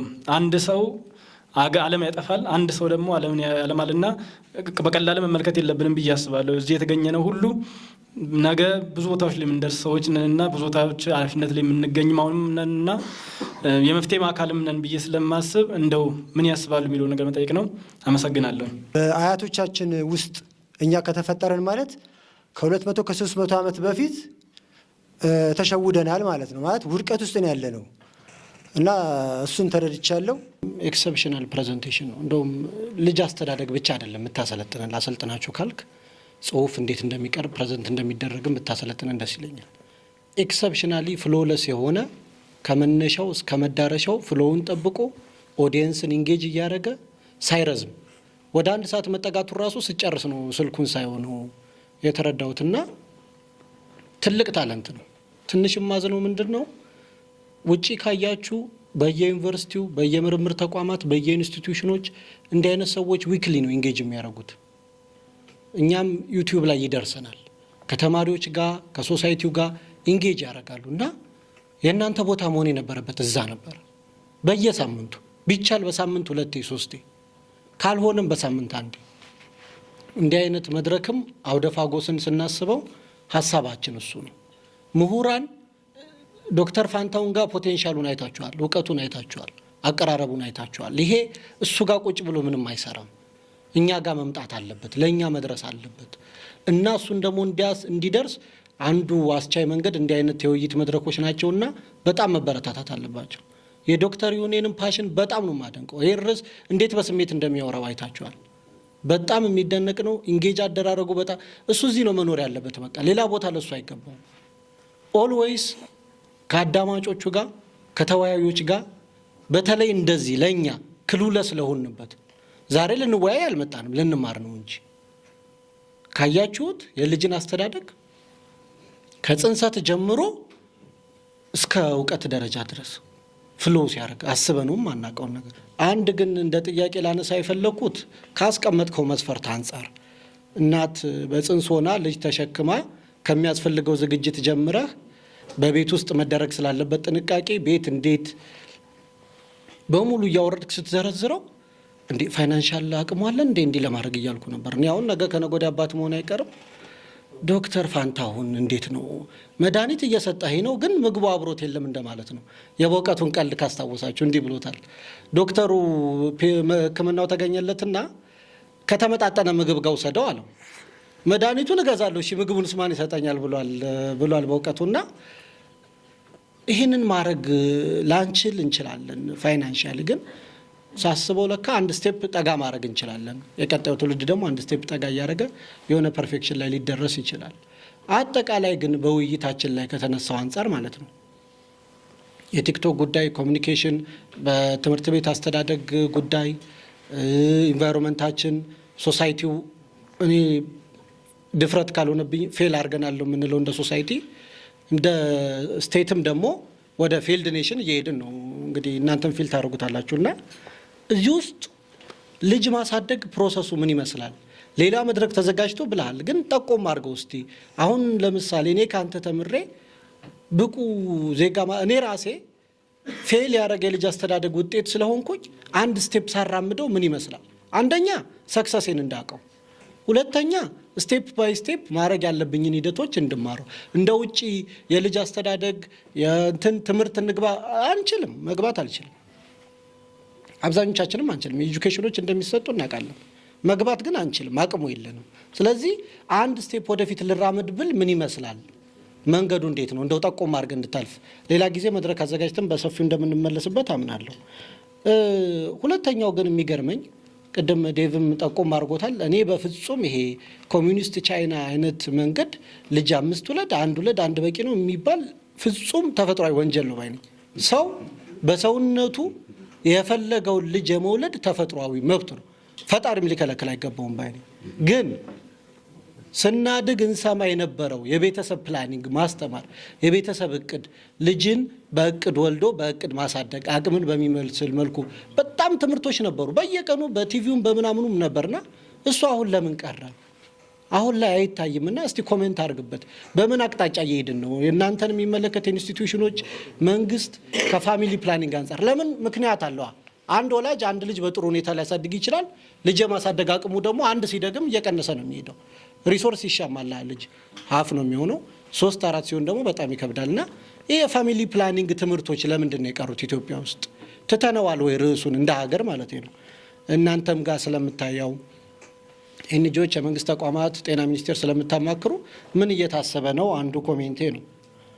ፋይናሊ ግን ዮናስ የሰጠው ላይ ቅር ያለኝ በፍጹም ልንከራከር የማይገባው የሰውነትን ልዕልና ነው። አልቲሜትሊ ሰው ነው በቃ መጨረሻው። ሀገርም ቢሆን ምንም ቢሆን ህግም ቢሆን ስርዓትም ቢሆን ለሰው ነው። ግን ሰው ልጅ በህይወት ተከብሮ የመኖር እድል የመጠበቅ ድርሻ የሀገር ልዕልናን ደግሞ መዘንጋት የለብንም።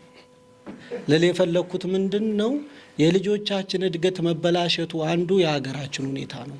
ልንዘረጋው አንችልም። የማህበረሰቡ ሁኔታ፣ የህግ የበላይነቱ፣ የትምህርት ስርዓታችን በሙሉ የሀገር ውጤታ ማሳዮች ናቸው። ቲክቶኩ ብቻውን እኮ አይበሰብስም። ሁሉም ነገር የሀገር ሁኔታ መገለጫዎች ናቸውና ሀገር ላይማ መሰራት አለበት። ሀገር ነው ሴንተር መሆን ያለበት ለማለት ነው። በጣም ነው የማመሰግነው። ቋንቋ አይችሉም ወይ ሳይንስን አይችልም። እና ስለዚህ እኔ አሁን ለምሳሌ የሳይንስ ሰው ነኝ። ከማንም የትምህርት ጋር ማዋሃድም ወደ ጠቃሚ ነገር ማምጣት ይቻላል። እና ስለዚህ አሁን እሱና እኔ አንድ እየጀመር ነው ያለ ነገር እሱ የሶሻል ሳይንስ ሳይኮሎጂን ሳይንስ ነው አይደለም፣ ክርክሩን ተውና የሱን አሁን ለምሳሌ የሳይኮሎጂ ትምህርቱን ወደ ኒውሮ ሳይንሱ፣ ወደ ባዮሎጂ፣ ወደ ባዮኬሚስትሪ ብናመጣው አጃም ለምንድን ችግር ልመጣ ብለን የማስብ ነኝ። እና እሱና እኔ ሁሉ ጊዜ በአንድ ላይ ማንለያያ እንደዚህ ነው፣ ኮምፕሊመንት ስለምንደራረግ ነው። እሱ ከዚያ አሁን ኦልሞስት ተወራርሰናል ማለት ይቻላል። እኔ እሱ በሚያወራው ልክ ሙሉ ባይሆንም ማውራት ይችላል። የኔም ላወራው የምችል ነው ያውቀዋልና ይህንን ጓደኝነት በነገራችን ላይ አሁን ዓለም እየሄደችበት ያለ ይሄ የአንዱ ትልቋ ችግር ማህበረሰባዊ ውስጥ ይሄ ዲስኢንቴግሪቲ የብቻ አይነት ኢን አይዞሌሽን የመኖር ነው እና ጃፓንና እንግሊዞች የፍሬንድሺፕ ሚኒስተር ሁሉ ውስጥ ማቋቋም ደርሷል። ለእናንተም ጓደኛ ስትፈልጉ ከእናንተ ዲሲፕሊን ውጭ የሆነ ሌላ ፈልጋችሁ ራቅ ለምትሉት ነው። አንደኛ ሙሉ ትሆናላችሁ፣ ሁለተኛ የሁለታችሁ ጥምረት እዚያ ስታመጡት አዲስ ኢመርጂንግ የሆነ እውቀት እዛችሁ ትመጣላችሁ እና እሱና እኔ ምሳሌ ማድረግ ከቻላችሁ እሱ በዚያ ነው፣ እኔ በሳይንሱ በኬሚስትሪ በፉድ ሳይንስ ነው የተማርኩት። ግን ሁል ጊዜ ስንከራከር ነገሮችን ስናመጣ ለችግር ሀሳቦችን ስንሰጥ በፍጹም ተጋጭተን አናውቅም። ኢትዮጵያ ውስጥ እያጋጨን ያለ ዘግቶ መኖርና በራሴ አይድረስብኝ አይነት ነገር ይሄ ምን ጓለን ማን ነው ብርሃኑ ድንቅ የሚለው ነው። they don't understand each other because they are the product of PhD factor ይለናል። እና ትምህርታችን ተዘክሮ ስለሆነ የጅምደዳ ስለሆነ አልተግባባን እንጂ የገባን ከሆነ የሶሻል ሳይንስ የፍልስፍናው ከሳይንሱ ጋር መግባባት ይችላል ብዬ አስባለሁ። እንደው ከሱ ከጓደኝነታችን ከዚህ የምትወስዱ ነው እና እሱ ጥሩ ፕሬዘንቴሽኑ አሪፍ ስለሆነ ስለወደዳችሁት እሱ እንዲያሳርግላችሁ እኔ 1 2 3 ጥያቄዎችን በእኔ በኩል እንደው መልስ መስጠት አለብኝ ማለፍ የለብኝም ያልኋቸውን ነገሮች ብዬ ልሂድ ለማለት ነው። አንደኛ ወንድሜ ዮናስ ታደሰ አስቤው አንድ ጥያቄ ሳልጠይቀው ቀረው። እኔ በጣም አድናቂው ነኝ። ኢትዮጵያ ውስጥ አስተሳሰብ ሰው እንግዲህ ሰው ካልን አእምሮ ነው ሌላ ነገር አይደለም እና አእምሮ እንዲሰራ የፍልስፍና ነገሮችን እያመጣ አልፎ አልፎ ማየዋለሁ የመጽሐፎችና እንዲህ አይነት ሰው በእውነት ያስፈልጉናል። ይሄ አንጎል መፋጨት አለበት። ፕሮፌሰር መስፍን እንደሚለው አይዲያዎች ካልተፈጩ አይሰሉምና አንድ ጥያቄ ልጠይቀው አስቤ ነበር። እንደው ከመፍጠን የተነሳ ነው የኢትዮጵያ ልጅ አስተዳደግ በንባብ ምንድነው? ፍልስፍናዋ ምንድነው? አለን ወይ? እኔን አንደኛ የልጅ አሁን የምዕራባውያን የምስራቃውያን የልጅ አስተዳደግ ፍልስፍና አለው የያለሙ የያገሩ የኢትዮጵያ ስንል ግን ሃይማኖታዊ ነው ሳይንሳዊ ነው የለንም ዝብርቅርቅ ያለ ነው። ይሄን ካልክ ነው። ሌላው ይቺ ያልካት ነገር ስለ አገር ነገር ሁሉ ጊዜ እንደዚህ ይወራል። እኔ ግን አስተሳሰቡ ስተት ሳይሆን አደገኛም ነው ብዬ ነው የማስብ። እሱ ባለው አሁን ለምሳሌ አንተ ፈጣሪ ሰዎች ዩኒቨርሳሊቲ ምናምን በዚያ ሊሸውድን ይችላል። እነዚያ ሰዎች ዜግነታቸው ምንድነው? የእነዚያ ሰዎች ፓተንትስ የማን ነው? ቲክቶክን የአሜሪካው ፕሬዚዳንት ሽጥ ብሎ እንትን ይለው ነው የአሜሪካ ፈጠራዎች የስዊድን ፈጠራዎች እነዚያ ፈጠራ ተሸጠው እኮ የስዊድን ዜጎች ነው እያሳደጉ ያሉ የስዊድን ልጆች እየመገቡ የስዊድን ልጆች ሕክምና እያሳደጉ ትምህርትን እያሳደጉና አገር ማለት ቅድም መጀመሪያ ላይ ብያለሁ ባህላችን ትምህርታችን በአጠቃላይ ቤተሰብ ብለናል አይደለ? ቤተሰብ is a small portion of the country ነው። አሁን እንደዚያ ታልክ ቤተሰብ ኢንዲቪጁዋል ሰው ነጥለ ካየው እንደዚያ ነው እና እንደ ሀገር የሚለውን እኔ እንደው ዝም ብሎ ይሄ የምናው ሀገር እኮ የሰዎች ስብስብ ነው። እነ ዩባል ሐራሪ ታውቃለህ እንደሚሉት ደግሞ ሰው እዚህ የደረሰው በአእምሮ ሳይሆን በማህበራዊነቱ ነው፣ አንድ ላይ በመስራቱ ነው፣ በመሰባሰቡ ነው። እኔ እምነቶችን የማደንቃቸው ሳይንስ የማይሰራውን ብዙ ሰዎችን አንድ ላይ አመጣው ይሄ ኮሌክቲቭ ኢፈርት የሰው ልጅ ያሻገረው ዩባል ተሳስተዋል። ማህበራዊነት ወደዚህ የሚያደርስ ቢሆን ዝንጀሮዎች ይደርሱ ነበር አይደለም። በስሞል ግሩፕ ነው እንደ ዝንጀሮች እንመጣበታለን። በሱ ከፈለክ እኔ እንደውም እኔ ካንተ እመጣለሁ። እኔ አንዳንድ ጊዜ ይውላችሁ ጎበዝ እናውራ። ኢትዮጵያ ውስጥ ትርክት ቤተ መንግስት ገብቶ እየበጠበጠን ነው። የሰው ልጅ እንደበር የሆነው ሳይንስና ዲሞክራሲን ማሳደግ ስንችል ዛሬ አዲስ ትርክት የአንደኛው ክፍል ስለ ትርክት ይጠይቃልና ብዙ የምናወራቸው ነገራቸው። ዮኒም ወደ ኋላ ወደ ግሪክ የዛሬ ስንት ሺህ ዓመት የተናገረውን ሰውዬ ዛሬ ከኔ ተሽሎ በነገራችን ላይ ዮኒ ከአልበርት አንስታይን ወይም ከማልበልልህ አሁን የኢቮሉሽን ከዳርዊን የተሻለ የዳርዊንና የአልበርት አንስታይንን ኳንተም ቲዮሪ የሚያጠኑ ሰዎች እንደሚበልጧቸው ታውቃለህ። አንዳንድ ጊዜ እኔ ግርም ነው የምደነግጥ። አሁን እዚህ ላይ መጽሐፍ ላይ ጽፌዋለሁ። እነ የድሮ የግሪኮችን ፈላስፎች ጸብሳችሁ ያሁን ያለውን ያለውን ኖሌጅ ኤክስፕሎዥን በዚያ ስታስሩት አንዳንድ ጊዜ የማልስማማበት ነበር። ግን ዞሮ ጥረትህ ለፖዚቲቭ ነገር ስለሆነ አእምሯችን እንድንጠቀም እንዲያስብ ስለሆነ አፕሪሼት አደንቃለሁ። ግን ይህንን ማወቅ አለብን። ዜጋ የሌለው ዜግነት የሌለው ፈጣሪ አለ ወይ? ፓተንት ራይት ለምን መጣ? አገሮች ያደጉት አሜሪካ ማናታም ፕሮጀክትን ራሳቸውን ያደኑበት ዓለምንም ያዳኑበት እስከዛሬ ኒውክሌር ፊውዥን የምንለው ዓለምን የሚቆጣ የነ ቴስላን አንተ መጠቀም ትችላል። አሁን ዛሬ እኮ እኛ ፕሮዳክት ኮንሱመር የሆን እኮ እነዚህ አገሮች እንደ አገር በአገር ተዋቀረው አገር ፈጥረው ስቴት ፈጥረው ያንን ለእኛ ፕሮዳክት ተሸካሚ ስላረጉን ነው። አገር ስንል ያንን እያሰብን እንጂ ዝም ብሎ ቴሪቶሪው ይሄ ለሀገር ይሞታለሁ ምናምን እዛ ታች አንደኛ ክፍል እንደተሰበከልን ለሀገር ይሞታለን አገሬ እንደዚህ ናት ከዓለም የተለየች የሚለው በዚያ በኩል መስተካከል ያለበት ነገር እሰራለሁ። ግን ልጆች የሚሰሩ አገር ነው። አንተና እኔ ከተሰራን አገር ናት የሰራችን። ስዊድናውያንን ስዊድን ያሰራቸው፣ አሜሪካውያንን አሜሪካን የሰራቸው እና አገር የሚለው ነገር ብዙም አልስማማም። እዚህ ላይ ብዙ ነገር ሊያከራክረን ስለሚችል ነው። በነገራችን ላይ አንድ እሱ የሚለውን ነገር አለ። የጤና ሚኒስተር ሎጎውን ብታውቁት የሰዎች ጤና ለብልጽግና ነው የሚል። አሁን እንዲህ አይነት ነው በጣም መተቸት አለበት። የሰዎች ጤና ለመልካም ህይወትና ለደስተኛ መሆን አለበት እንጂ ለብልጽግና እንዲህ አይነት ነገሮች እንዳሉት ፖለቲካው ምናምን ተመርዞ ክሊቼ ወርድ ይሆንና አስጠላንና ዮኒ በዚህ አይነት እንድታየው አደራላለሁ። ይሄ በጣም ስህተት ነው። እኛ ኤግዚስት ምን አንተ በየትም ሀገር ዜግነት የሚባል ነገር አለ። በጣም ኢምፖርታንት እና አገርን ስንሰራው ነው አገር ናት ሰዎችን የምትሰራቸው ካልን በዚያ እንድታይልኝ ነው። ሌላ ግምታዊ አስተዳደግ የሚል ተነስቷል እዚች ላይ። አዎ በትክክል አምናለሁ። ግምታዊ አስተዳደግ ነው። አሁን እስቲ ወደ እናቶቻችን ሂዱና ስለ ጡት ማጥባት ጠይቁ፣ ወይም ስለ ዊኒንግ ፉድ ልጆች ተጡት ወደዚህ ያመጋገብ የምትወስዱ ኤርሊ ማሬጅን ውሰዱ። ዛሬ ፊስቱላ የሚባል በሽታ ታውቃላችሁ አይደል? ብዙ ነገሮቻችን በተፈጥሮ ያገኘነው በግምት ነው። እኔ በዚህ ጉዳይም ስላነበቡ ፕራክቲሱንም ሳይንሱንም ኒው ዲቨሎፕመንቱ ስለማውቀው አውቃለሁ። እና አገራችን ከልጅ መቅጣት ጀምሮ ዛሬ እንደውም አንዳንድ ቦታ ላይ ካላስፈላጊ ነገር ተወስዶ ቻይልድ ትራውማ ምናምን እየተባለ ያም ከአሜሪካ ይሄ ግሎባላይዜሽን የሚባል ሌላ በሽታ እያመጣ ሆነ እንጂ ችግሩም አለ። ከበርበሬ ማጠን የተባለ ይሄ ግምት ነው። ምን ሰውን በቀጠቀጥከው ዱላ የሚፈራ አህያና ሽከላ ምንድነው የሚባለው ተረት ባለበት ሀገር ቀጥቅጠህ አሳመነህ ሳብሚሲቭ አድርገህ እያሳደግህ ልጁን እና ብዙ ነገሮቻችን ኦፍ ኮርስ ሰውን ማክበር ይላል። የእንትናን መጽሐፍ ካያችሁት በ19ኛው መቶ ክፍለ ዘመን መጥቶ የነበረውን ዲአባዲ ምንድነው ኢትዮጵያዊት እናት በጣም ያመሰግናል። ባሏን አንቱ ማለት ሰውን ማክበርን፣ መተባበርን፣ ደግሶ ማብላትን፣ ማህበራዊነት ብዙ እናሳድጋቸው። ኢቭን አብሮ መብላትን ለዓለም ልናስተምራቸው የምንቻለው እንቁ ሴቶች አሉን። በዚያው ልክ ግን ደግሞ ብዙ ነገሮቻችን ጡት ተማጥባት ጀምሮ ጡት እንዴት ነው ልጅ የሚጠባ? መቼ ነው ጡት የሚጠባ? ልጆች አሁን እኮ ብዙ ጊዜ ልጆቻታችሁ ገጠር ቅርሻ በቅርሻ ነው የሚሆን። ለምንድን ነው የሚቀረሽ? እውቀቱ ስለሌለ ነው። ከአቅም በላይ ስለሚያጠቧቸው ነው። ከዚያ ከተነሳናቸው ብዙ ነገሮችን ፊደል ከማስቆጠር ከማስተምር ጀምሮ ብዙ እንዳልኳችሁ ጋብቻውን ቀጥሎ ነው እና ሌላው ወንድም ያነሳው ከሸፈ የሚባል አንድ ትውልድ የሚል ጥያቄ ተነስቷል። ለእኔ አዎ ከሽፈናል። አንድ ማህበረሰብ ወይም አንድ ሰው ከሸፈ የሚባለው የወለደውን ልጅ ምግብ በቂ በአእምሮ የነቃ በአካሉ የበቃ አድርጎ የሚያሳድግ ምግብ ማብላት ካልቻለ ፌልድ ነው።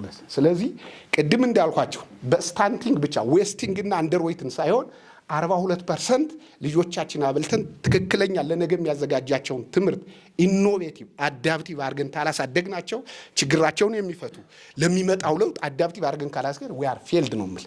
ስለዚህ እንዴት ነው ሪሴሬክት የምናደርገው?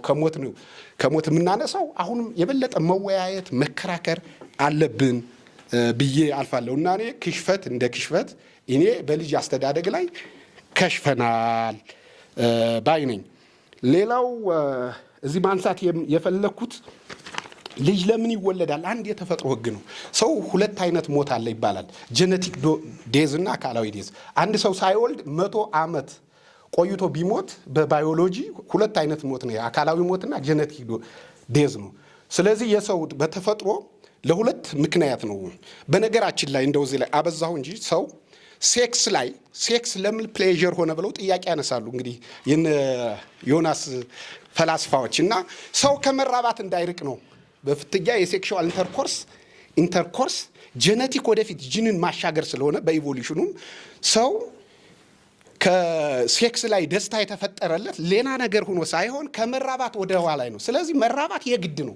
አንድ ሰው ሳይራባ ከወለደ አፈወርቅ ገብረየስ ይላል ሰው ከወለደ ሞት አይባልም ይባላል። ስለዚህ ጄኔቲክ ዴዝና አካላዊ ዴዝ ስላለ መውለድ ግድ ነው። የተፈጥሮ ህግ ነው። ማምለጥም አንችልም። ይሄ ስታዩት አንድ ወንድ ብዙ ሴት ማሳደድ ምናምን ይሄ ፖሊጋሚ ምናምን የሚባለው ሪዝን የሚሰጠው ያው የሰው ወደፊት ጂኑን ማሻገር ነው። ይሄ ከስሞል ኢንሴክት ትንሽ እንግዲህ የራሽናሊቲ ጉዳይ ካልመጣች ከስሞል ኢንሴክት እስከ ትልቁ ዋል ድረስ እንግዲህ በሴክሹዋል እንትን ውስጥ ያለው ሴክሹዋል ሴሌክሽን የሚባል ራሱን የሆነ ትምህርት አለ። በዚያው አዎ እኔ ወይ ምንድነው መውለድ መራባት ግድ ነው። በቃ ይሄ የተፈጥሮ ህግ ነው። እሺ ሌላው እዚህ ጋር አንስቶታል፣ እያሳየሁት ነበር መጻፌን። ይሄ የፋሚሊ ፕላኒንግ ኢትዮጵያ ውስጥ አንድ ችግር በእናቶች ላይ ማምጣት ካል የፋሚሊ ፕላኒንግ ነው። ባደጉት ሀገሮች በማደግ ላይ ያሉ እንደ ኢትዮጵያ ያሉ ሀገሮች 99% የእናቶች ሞት አትሪቢዩት የሚያደርገው ከምን ጋር እንደሆነ ታውቃላችሁ? ብዙ ልጅ ከመውለድ ጋር ነው። ዓለም እኮ በቂ ሪሶርስ የላት። ይህን ምን ማወቅ ታያላችሁ? የስብሃትን መጽሐፍ የኤልሚንጎችን ታሪክ ታውቃላችሁ? ዓለም ዞሮ በ2000 አዲስ ነገር ታልመጣም የሚጠፋም ኮርስ በራሱ ተበላልቶ ነው። ስለዚህ ዓለም በቂ ሪሶርስ ከሌላት በዚያው ልክ ሰው እየበዛ ሲሄድ ኦብቪየስ የሆነ ነው። ስለዚህ እንደ አገር ፈጣሪ ሁነን ምርታማነትን ጨምረን ሳይንስና ቴክኖሎጂን ጉልበትን አቀለን ብዙ ምርት እስካላመረት ድረስ ያለን አማራጭ የተለያየ ነው። ፖፑሌሽን ቸኩ ላይ ነው መስራት ያለብን። ስለዚህ የእናቶች ድካም፣ የእናቶች በሽታ፣ የእናቶች መቆርቆዝ የመጣው አብዝቶ ከመውለድ ነው። በዓለም ላይ ብዙ ጊዜ የሚያምጡ እናቶች ኢትዮጵያውያን ናቸው። አንደኛ እንዳልኳቸው ኤርሊ ማሬጅ ላይ ፊስቱላ ዞ የሚያመጣው አካላቸው በአካለ መጠን ሳይዳብሩ ይጋብቸው ይህ ሁሉ በጣም በዓለም ላይ አሳፋሪ ሁኔታ ያለን ማህበረሰቦች መሆናችንም አንርሳ። ዘሴም ታይም ደግሞ ከዚያ መውጣት ያለንም እንደሌሎች የአውሮፓዊውም የአሜሪካዊም ግሬይ ማተር ወይም የብሬን ሴል ኒውሮኑ የኔውም አንድ ነው። ግን እሱ እንዳለው እንግዲህ ያደግንበት እዚህ የደረስንበት አእምሯችን አሰራራችን እዚህ አድርሶናል። ስለዚህ ላይ ነው ትዊን ማድረግ ያለብን የሚለው ነው። ሌላ እንደው የግድ እንደው አንድ የምትከነክነኝ ተናግሬ እንደው አስተዳደጋችን የሃይማኖት ተቋማት አይነት ነገር እዚህ ሀገር ውስጥ የሃይማኖትን አከብራለሁ በጣም ምክንያቱም የራሱ ቫልዩ አለው። ሃይማኖታዊ ወይም ሃይማኖተኛ ባንሆን ብዙ ችግሮች ይደርሱብናል። ግን አንዳንድ ጊዜ ትክክለኛ የታወቀውና እውነት ተብሎ የተወሰደውን ድረስ አይናችን ጨፍነን ስተመካል።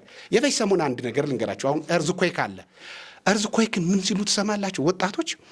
ኧረ እባካችሁ ጸሎት ይያዝ። ይሄ እኮ ትልቅ ፈተና ነው። አንደኛ ሃይማኖቱንም መፈተን ነው አይባልም። ይሄ የተፈጥሮ ህግ ነው። የተፈጥሮ ህግ የሆነን ሌላ የተፈጥሮ ኃይል የሚያስቆመው ከሆነ ያ ነገር የተፈጥሮ አይደለም ማለት በጸሎት እናስቆመው። እርዝኮይክን ማለት የተፈጥሮ ህግ አይደለም። መሬት መንቀጥቀጥ ወይም እርዝኮይክ ሊሆን ይችላል። የራሱን የቻለ ሳይንስ ቲዮሪ ያለው ነው። እና አንዳንድ ጊዜ የዚህ ሀገር ውስጥ ሁለት ነገሮች ይምታቱብናል፣ በያዝነስ ፈጥረውብናል። እና ሃይማኖት በኩል ሚናውን ቢጫወት ሚናው በማይሆኑ ነገር ባንደነቁረው። አሁን እዚህ ሀገር ውስጥ በቃ አንድ ሰው ሳብሚሲቭ ከሆነ ልጁ አባት የሚያከብር ከሆነ ስለ ቲንኪንግ፣ ስለ ፈጠራ፣ ስለ ኢኖቬቲቭ ምናምን እንዴት እንደሚል አናውቅም። እና አንዳንድ ጊዜ እዚህ ሀገር ውስጥ በለከት ከምናረጋቸው የሃይማኖትን ኢንቮልቭመንት በተለይ በልጆች አስተዳደግ ላይ፣ በሳይንስ ትምህርት ላይ፣ በፍልስፍና ትምህርት ላይ ራስን ነጻ አድርጎ ከበመመራመር ላይ ሁሉ ጊዜ ገደብ ይሆን። ይሄ ሃይማኖት እኮ የተለያዩ ሳይንስ ስለ ምድራዊ ህይወት ነው፣ ለሳይንሱ፣ ለኢኖቬሽኑ፣ ለቴክኖሎጂ። ሃይማኖት ደግሞ ስለ ሰማያዊው ዴዝ አፍተር ላይፍ አፍተር ዴዝ ስለዚያ ይጨነቅ። እና አንዳንድ ጊዜ እዚህ ላይ ነገር መጠቀቅ አለብን። ብዙ ነገር እዚህ ላይ ብዙ ክርክር ስለሚገጥመኝ ነው። አመሰግናለሁ።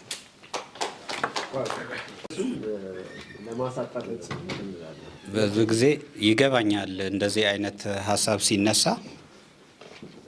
ሚንስና ኢንድ ነው ያገለባበጥኩት እንጂ ምን ለማድረግ እመጣለሁ እኔ ወደዚህ አገር የማያስፈልገኝ ማህበረሰብ የማያስፈልገኝ ከሆነ ለምን እመጣለሁ? ለምን የፍልስፍና ትምህርት ቤት ከፍቼ ራሱ ሀሳብ ከጥይት ይልቅ ጥይት ይገድለናል፣ ሀሳብ ግን አይገድለንም የፈለጋችሁት ብትሉኝ ነው። ስለዚህ መቃረናችን ደስ ይለኛል፣ በጣም ነው ደስ የሚለኝ። ያንተ አይዲያ ቡልሺት ነው ምናምን መባባል አይገድለኝም። ይሄን የምልበት ለምንድን ነው ከተባለ ማህበረሰብ፣ ኦርጋናይዜሽናል ስትራክቸር፣ ጋቨርንመንት፣ ፖለቲክስ፣ ስቴት በጣም ስለሚያስፈልገን ነው። ወጥቼ ስለምን አልሄድም ታዲያ ወደ ሌላ? ስለዚህ እኔ እያልኩ ያለሁት ሚንስና ኢንድ እናገለባበጥ። ሚንስ ይከበራል።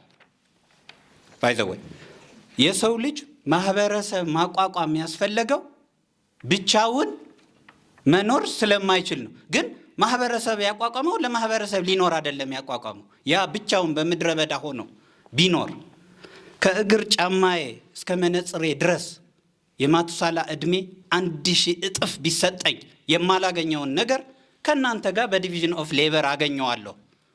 ይሄ ደግሞ የሚመቸኝ ቦታ መምረጥ አለብኝ። ይሄን ማገኘው ግን ስቲል ለእናንተ አልኖርም። ሬት ሊላችሁ ይችላል። እየተቀያየር እኔ ለሚመቸኝ ነገር እናንተ ለሚመቻችሁ ነገር ይሄን ሚንስ እናክብረው፣ ቸሪሽ እናርገው፣ እንንከባከበው። የስ ትልቁ ሚንስ ስለሆነ የሚንሶች ሁሉ ጥርቅም አገር ላይ ስቴት ላይ ፖለቲካል ስቴት ላይ ነው ያለው። የሚንሶች ሁሉ ጥርቅም ፋሚሊ ያስፈለገን ለሰርቫይቫል ነው። የማን ሰርቫይቫል? የእያንዳንዱ የፋሚሊ ሜምበር እንጂ ቢዮንድ ኤንድ አባብ እኔ እናቴ፣ ወንድሞቼ፣ እህቴ ቢዮንድ ኤንድ አባብ እዛ ቁጭ ብሎ ለሱ የምንኖርበት ፋሚሊ የሚባል አካል የለም። እኛ ተጠረቃቅመን ነው የምንሰራው። ምን አረግ ነው? ሚንስ አረግ ነው። የየድርሻችን እየሰራን ምን እናረጋለን? ቢውልድ እናረጋለን። ለኛ የሚመቸን ነገር ጥሩ ፋሚሊ ከሰራን ጥሩ ዮናስ ሆኜ እወጣለሁ። ስለዚህ ለዮናስ መሆን አለበት እንጂ what the hell is family? who is family for that matter? የት አለ ነው እያልኩ ያለሁት ማለት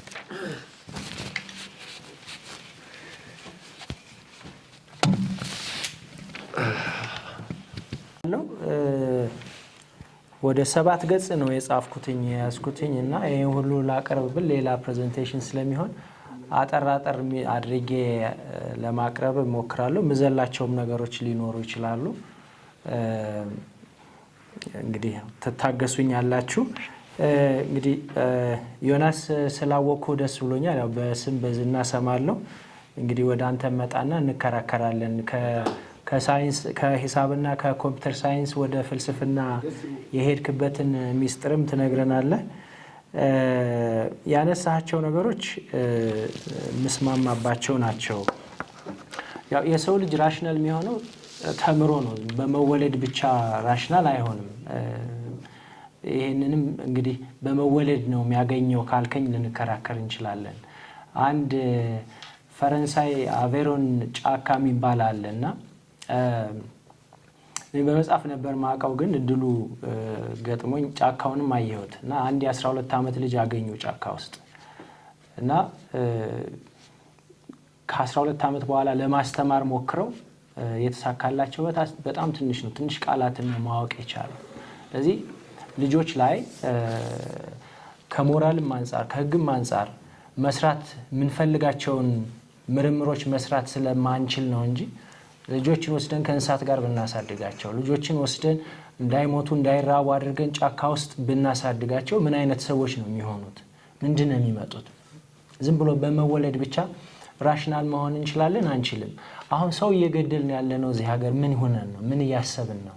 በምን አእምሮ ነው የምንሰራው የሚለውን ስናይ ራሱ ዮናስ እንዳለው አእምሯችንን ማሰልጠን ይኖርብናል። አእምሯችን መሰልጠን አለበት፣ መገራት አለበት። እንዴት ማሰብ እንዳለበት መለማመድ አለበት። ማሰብ በልምምድ የሚመጣ ጉዳይ አለን። ይዘን የተወለድ ነው። ስትራክቸሩ አለ፣ ፍሬምወርኩ አለ። ያን ፍሬምወርክ ተጠቅመን ማሰብ ስናለማምደው፣ ችግር መፍታት ስናለማምደው፣ ስናስተምረው፣ መፍጠርን ስናስተምረው ራሽናል ይሆናል፣ ይማራል። ከሌሎች እንስሳትም ተለይቶ በማሰቡ ሎጂካል በመሆኑ ብዙ ርቀት ሄዶ አሁን የምናየውን ሁሉ ቴክኖሎጂ እዚህ ውስጥ ያለው ከተሰሩት ውስጥ እኛ የሰራናቸው የቶቹ ናቸው የሚለውን ብንቆጥር ምናልባትም ላናገኝ ብንችልም ሰው ብዙ ርቀት ሄዷል። በሚያስደምም ሁኔታ ሄዷል። ያ ደግሞ አእምሮን ማሰልጠን ማብቃት ስለተቻለ ነው። ስለዚህ ትምህርታችንም እንዳልከው ኮንተንት ብቻ መሆን የለበትም። መሸምደድ ብቻ 1 ሲደመር 1 ስንት ነው? 2 ጎበዝ ልጆች ከዛ ያንኑ ጥያቄ ጠይቃቸዋል። 1 ሲደመር 1 ለምን 2 እንደሆነ ወይ ፕሩፍ የሚደረግ ከሆነ ፕሩፍ ተደርጎ ወይ በኤክስፐሪመንት ምን ደርስበት ከሆነ ኤክስፐሪመንት ተደርጎ አይደለም ምናየው ይነገረናል ያንን እንመልሳለን ሸምድደን የተማርነው ያ ብዙ ርቀት አላስኬደንም ስለ ሀገር ያነሳችሁት እኔ ብዙ የሚያከራክር አይመስለኝም ይሄ ግጥምም አለ አይደል አንድ በቅሎ በዶክተር በድሎ ዋቅጃ ይመስለኛል ሰው ማለት ሀገር ነው የሚል ስለዚህ ሀገርም ስንል ሰውም ስንል አሁን ለምሳሌ እኔ በዚህ ርዕስ የልጅ አስተዳደግ ዘይቤ ለብቁ የሀገር ዜጋ ከማፍራት አንፃር ሲባል ሀገር ስንል የሚጀምረው ከራሳችን ነው መጀመሪያ የራሴን ችግር መፍታት ነው ያለብኝ መጀመሪያ ራሴ ብቁ መሆን መቻል አለ ከዛ በኋላ ነው ወደ ሀገር መሄደውና ኮንትሪቢዩት ማድረገው መነሻዬ ላይ ችግሮቻችንን መሪዎች ላይ ወስደን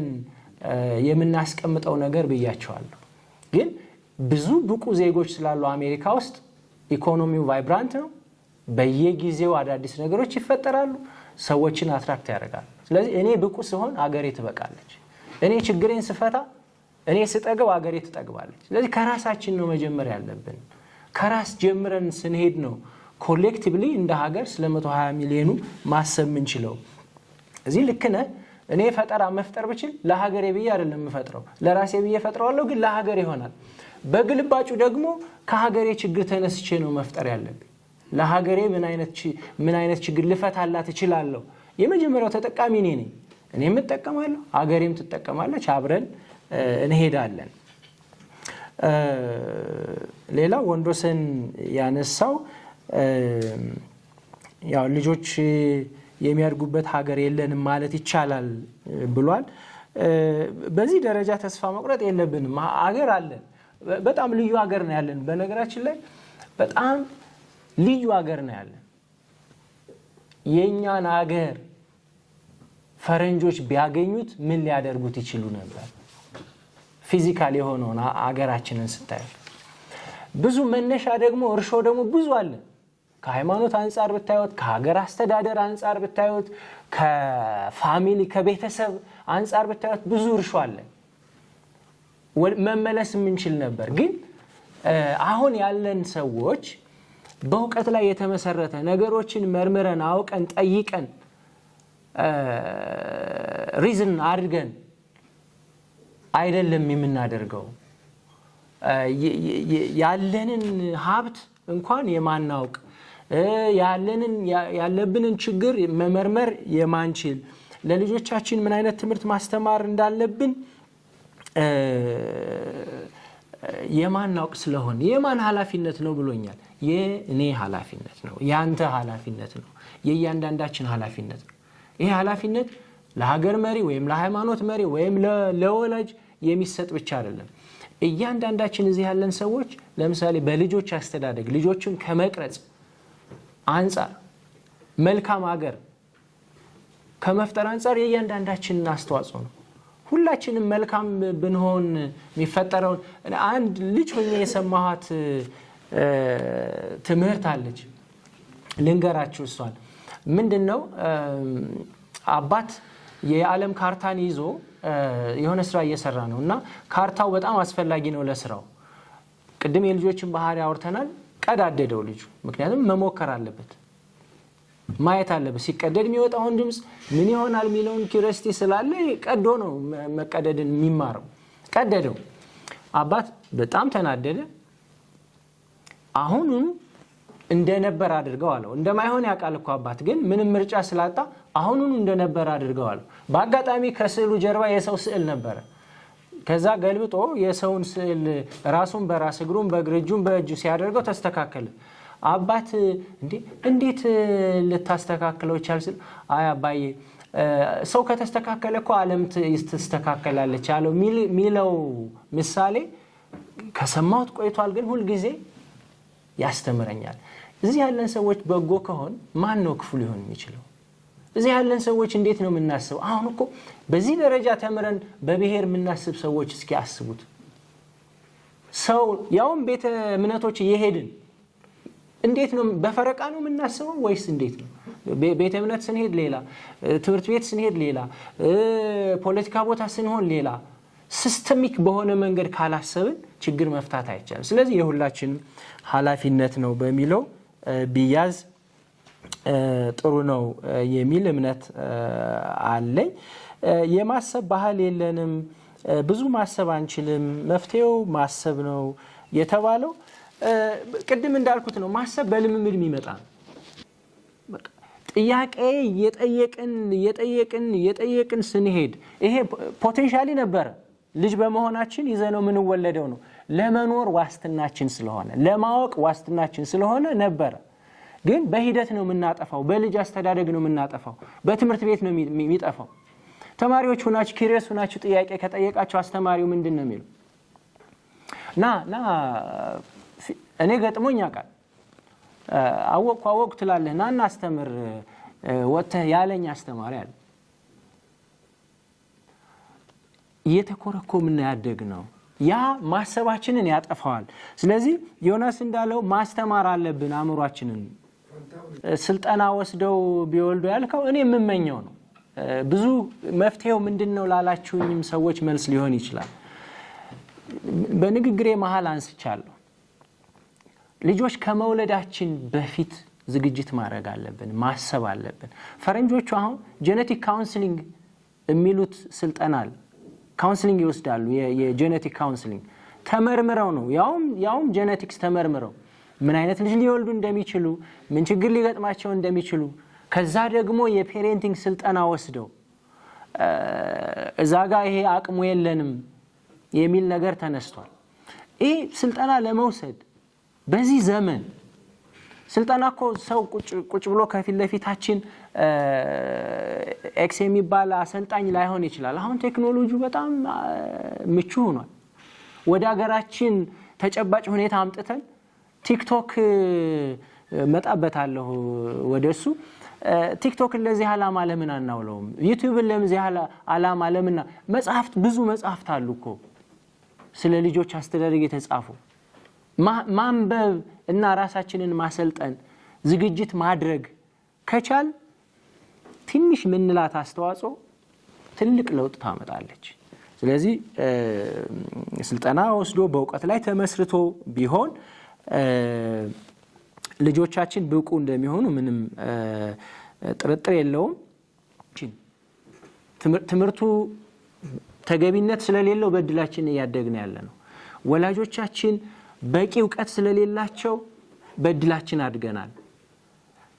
38% ብቻ ነው ፖቴንሻላችንን ሪያላይዝ ያደረግነው ያልነው እኮ ዝም ብሎ አይደለም፣ በእድላችን ስላደግን ነው።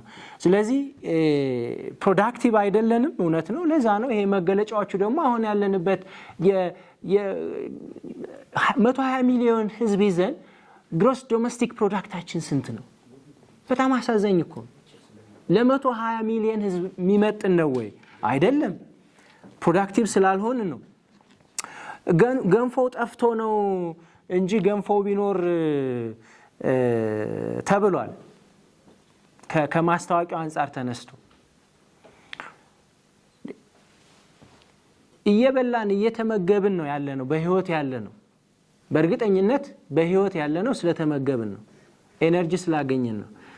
ያን የምንመገበውን ነገር ወይ ከህክምና ባለሙያዎች ጠይቀን ወይ አንብበን ማንበብ የምንችል ሰዎች ደግሞ ያችኑ ያለችንን ምንድነው ለልጆች የሚያስፈልገው የሚለውን በእውቀት ብናደርገው እኮ ብዙ ትርፍ እናገኝበታል።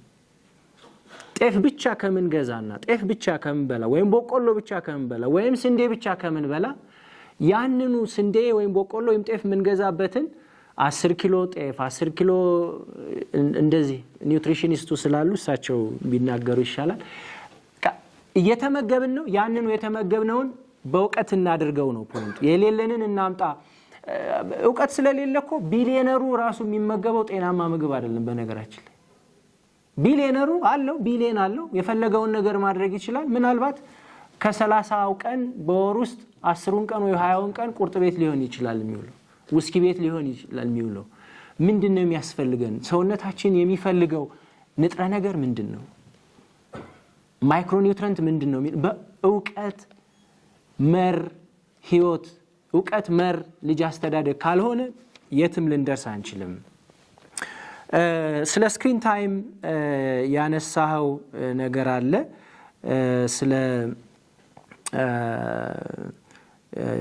ጁቬናይል ዴሊኩዌንሲ የሚያነሳው ነገር አለ። ያው ከዮናስ ጋርም የተከራከራችሁበት ጉዳይ አለ። እሱን ልለፈው።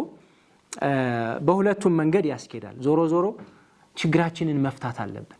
በ21ኛው ክፍለ ዘመን የሚመጥን ኑሮ አይደለም እየኖርን ያለ ነው። ዓለም የደረሰበት ደረጃና እኛ እየኖርን ያለነው ኑሮ የሚወዳደር አይደለም። በፕሮጀክትም ሰራ ነው፣ በኢንዲቪጁዋል ኢኖቬሽንም አመጣ ነው። የኢትዮጵያን ችግር ግን የሚፈታ አእምሮ ሪር መደረግ አለ ማደግ አለበት። ያን ስናመጣ ለውጥ እናመጣለን።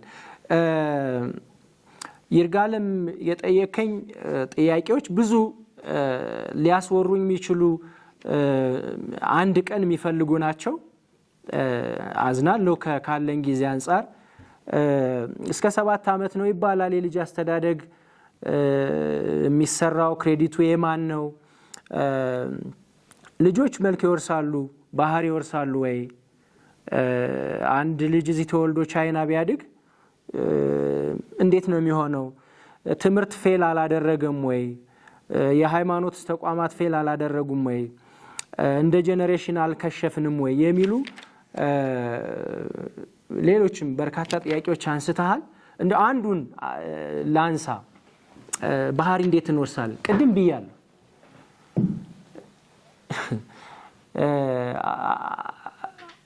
አለማወቅ ነው ሰላማዊ ያደረገን በነገራችን ላይ እንጂ ብናውቅ ኖሮ ልብሳችንን አውልቀንም ልንሄድ እንችላለን። እዚህ ሀገር እየተደረገ ያለው ልጅ እያሳደግን ያለንበት መንገድ ቅድም ትራንስጀነሬሽናል ኤፒጄኔቲክ ኢንሄሪታንስ ብያችሁ ነበር። የማይወረስ ነገር የለም። ሊትራሊ ሁሉንም ነገር ይወረሳል። በፊት ተብሎ የሚታመነው እኔ ለመጀመሪያ ጊዜ ስለ ሜንደሊያን ጄኔቲክስ ስተዋወቅ እንዴት እንደሚወረስ የተማርኩት እና አሁን ላይ ደግሞ ሳይንስ አድቫንስ አድርጎ ምን እንደሚወረስ አረቄ መጠጣት ልትወርሱ ትችላላችሁ ወይም ልንወርስ እንችላለን። ሌላውን ተውትን። ጂኖቻችን መረጃ የሚሰበስቡት እንዴት ልኖር እችላለሁ የሚለው ነው። ስለዚህ ቅድም ኦን ኤንድ ኦፍ ይሆናሉ።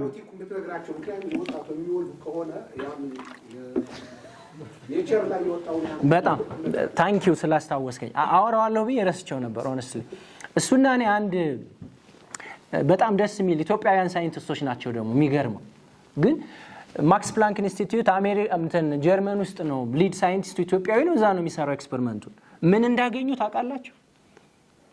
አይጦቹን አንቲባዮቲክስ ሰጧቸው። ቅድም ዶክተር ይሁን ያለው እንግዲህ ከዚህ የበለጠ ነገር አይኖርም። አትቸኩሉ፣ እኔንም ውስጤን አታስጨንቁኝ። እውነቴን ነው የምላችሁ። ከዚህ ከምንነጋገረው የበለጠ ጉዳይ ሊኖራቸው አይችልም። ደፍሬ ምክንያቱም ከሰው የበለጠ ነገር ሊኖር አይችልም። እንደው ካለ ደግሞ መሄድ ትችላላችሁ። እሱና እኔ ብዙ ጊዜ እናወራለን። እኔ እሱን የቀረብኩት ለመማር ነው። ብዙ ጊዜ የምነግረዋለሁ። እንደ ሜንተር ነው ማየው። ብዙ ነገሮችን እማራለሁ እኔ መማር ስለምወድ እና አንዴ ምን ይለኛል የገት ብሬን አክሲስ ይለኛልና የገት ብሬን አክሲስ እቺ ነገር ምንድነች ምናምን ብዬ ፖይንት አረኩና ሄጄ ሳነብ በጣም ገረመኝ፣ ደነገጥኩ። የገት ብሬን አክሲስ አሁን ጨጓራችን ነው የሁሉ ነገር ወሳኝ ብትባሉ ታምናላችሁ? በቃ እኛ ማለት የጨጓራችን ውጤት ነን። ወይም ደግሞ ሬዲዩስ ላድርገውና እኛ ማለት ባክቴሪያዎችን ነው የምንመስል ብትባሉስ? ግን ብዙ ሰው አያስበውም። በነገራችን ላይ በአማካይ አንድ የ30 ዓመት ጎልማሳ 30 ትሪሊየን ሴሎች ሲኖሩት 37 ትሪሊየን ባክቴሪያዎች አሉት። ስለዚህ ኦቨር ካውንት ያደርጋሉ ባክቴሪያዎቹ። ጨጓራ ውስጥ ያሉት ባክቴሪያዎቹ ናቸው እኛን አሁን ያለውን ማንነታችንን እንዴት አድርገው ጂኖቹ ያላቸውን ነገር ኤክስፕረስ እንዲያደርጉት። እንግዲህ ሌላ እንዳይወሳሰብ እንጂ ጂኖቹ ውስጥ ያለ ፕሮቲን ኮድ እንዲደረግ ኦን ኤንድ ኦፍ እንዲሆኑ የሚያደርጋቸው የገት ብሬን አክሲስ የሚለውን እሱ ያለኝን ይሄ የማክስ ፕላንክ ኢንስቲትዩት ተሰራ ያልኳችሁን ኤክስፐሪመንት ልንገራችሁ። ምን አደረጉ? አይጦችን ወሰዱና አንቲባዮቲክስ ሰጧቸው። ወንድ አይጦችን ወስደው አንቲባዮቲክስ ሰጧቸው። አንቲባዮቲክስ ሲሰጧቸው ጨጓራቸው ውስጥ ያሉትን ባክቴሪያዎች ገደለ።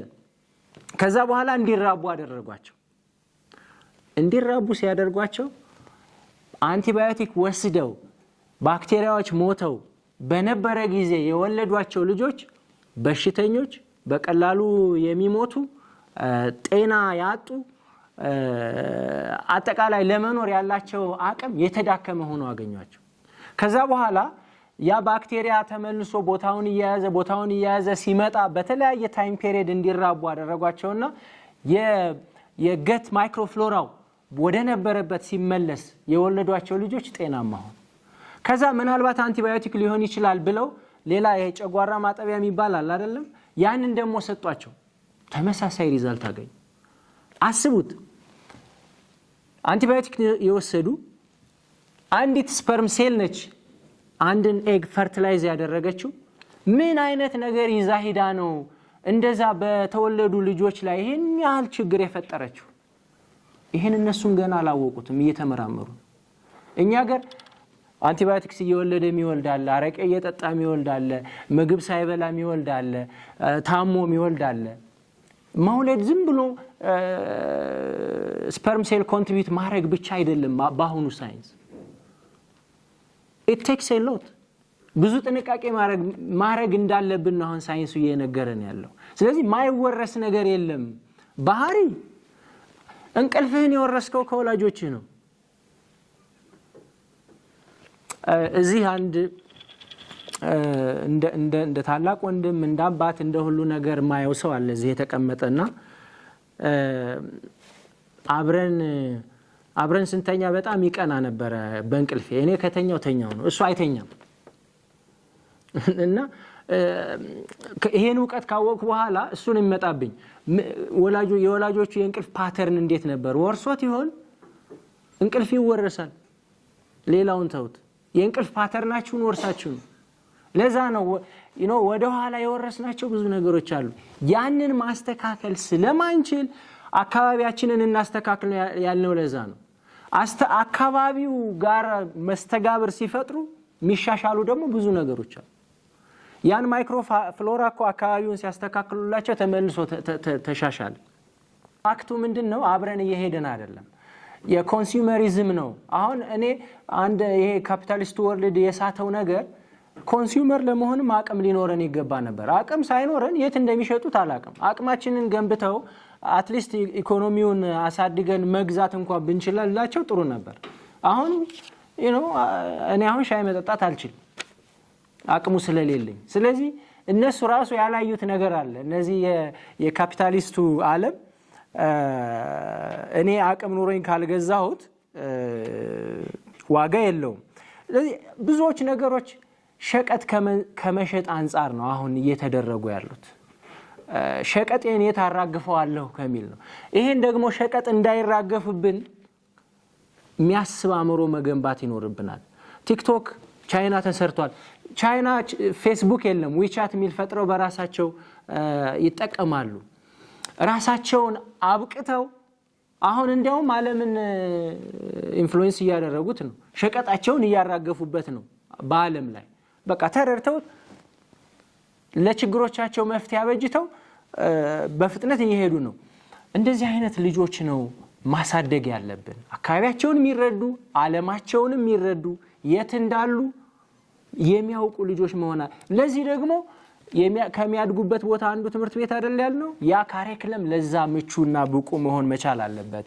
አስተማሪዎችም ያንን መሸከም የሚችሉ፣ ሳይንስን የሚረዱ፣ ሳይንስን ማስረዳት የሚችሉ፣ ዓለም ያለችበትን ሁኔታም የሚረዱ መሆን መቻል አለባቸው። አምስተኛው ተናጋሪ ያው ስም ወልደ ጊዮርጊስ መሰለኝ ሄድ ካለ አለ።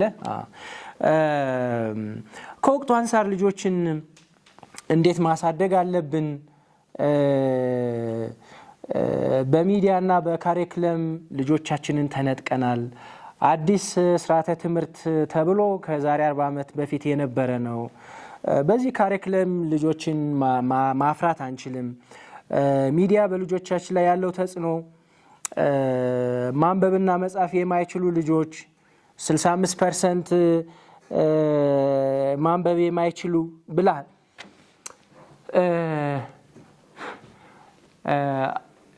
አንድ ወርልድ ባንክ ያወጣው ለርኒንግ ፓቨርቲ የሚሉት ደግሞ አለ። ያው ቋንቋ መፈብረክ ያው ጎበዞች ናቸው።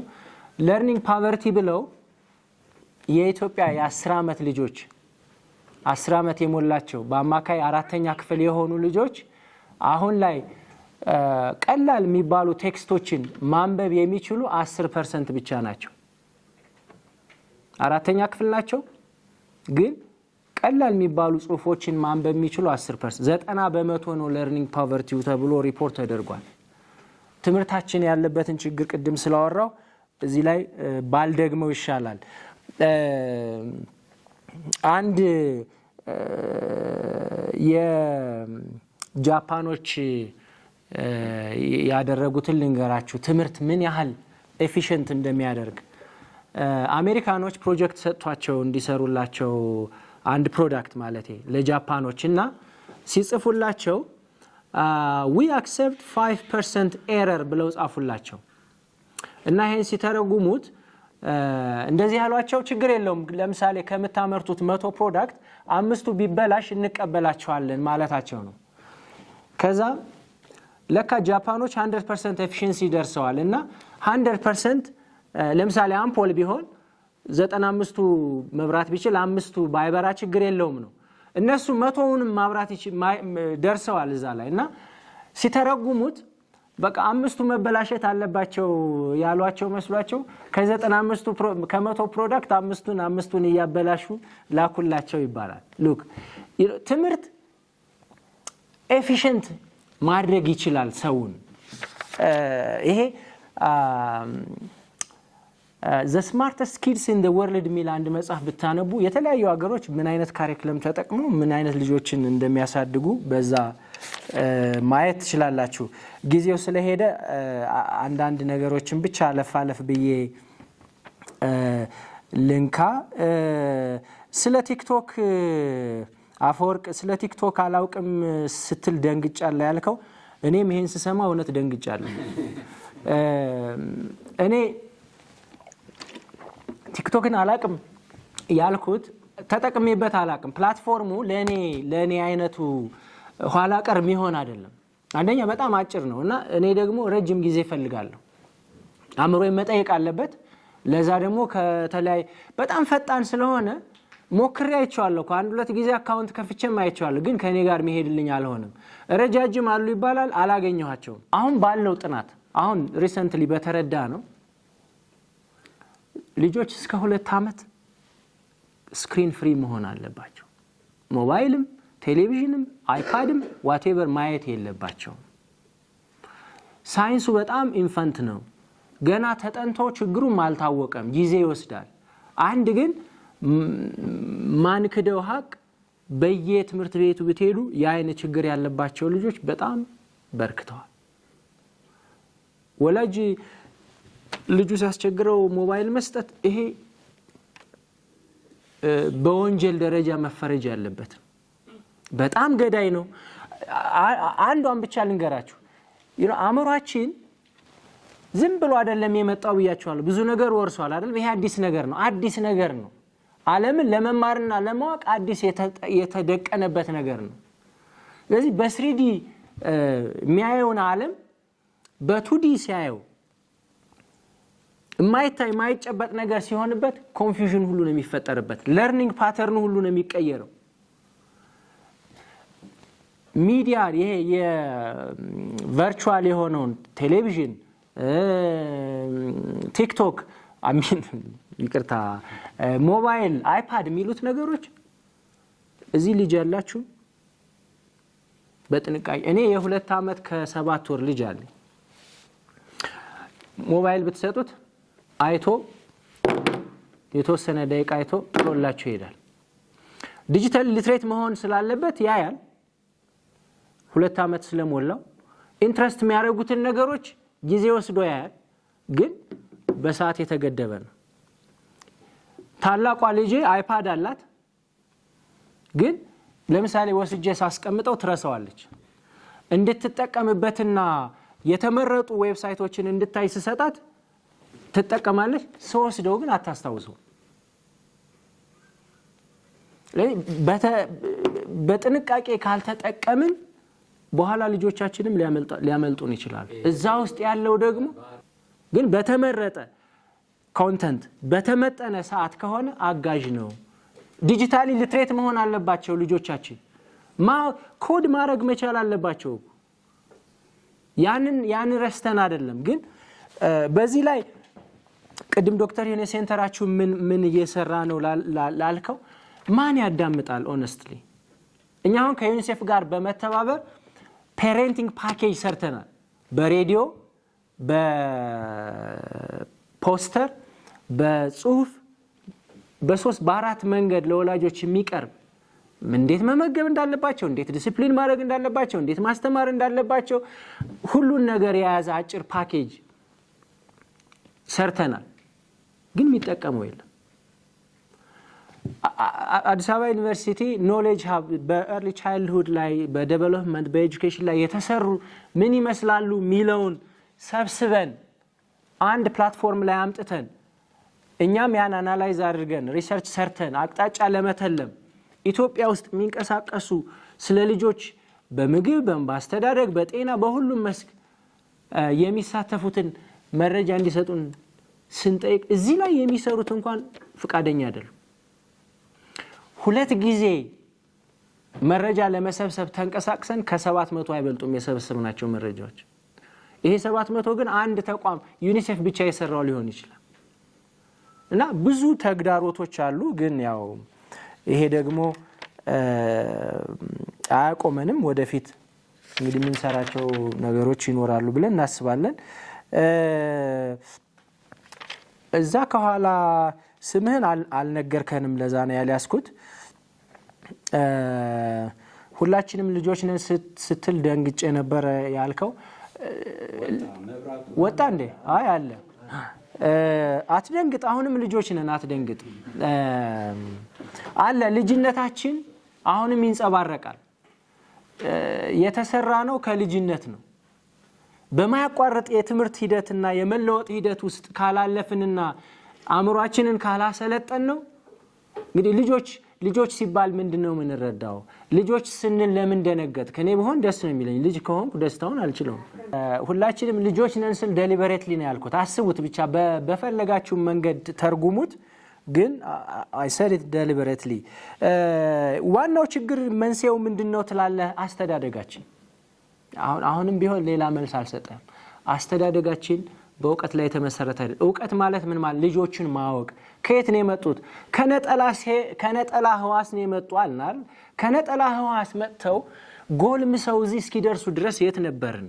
ምንድነው እየሰራን ያለ ነው? የኛ አስተዋጽኦ ምንድን ነበር? ምን ማድረግ ነበረብን? እንዴት ነው ማስተማር የነበረብን? እንዴት ነው መመገብ የነበረብን? እንዴት ነው ስነ ስርዓት ማስያዝ ያለብን? የኛን ህልም በልጆቻችን እንዴት ነው እያየነው ያለ ነው?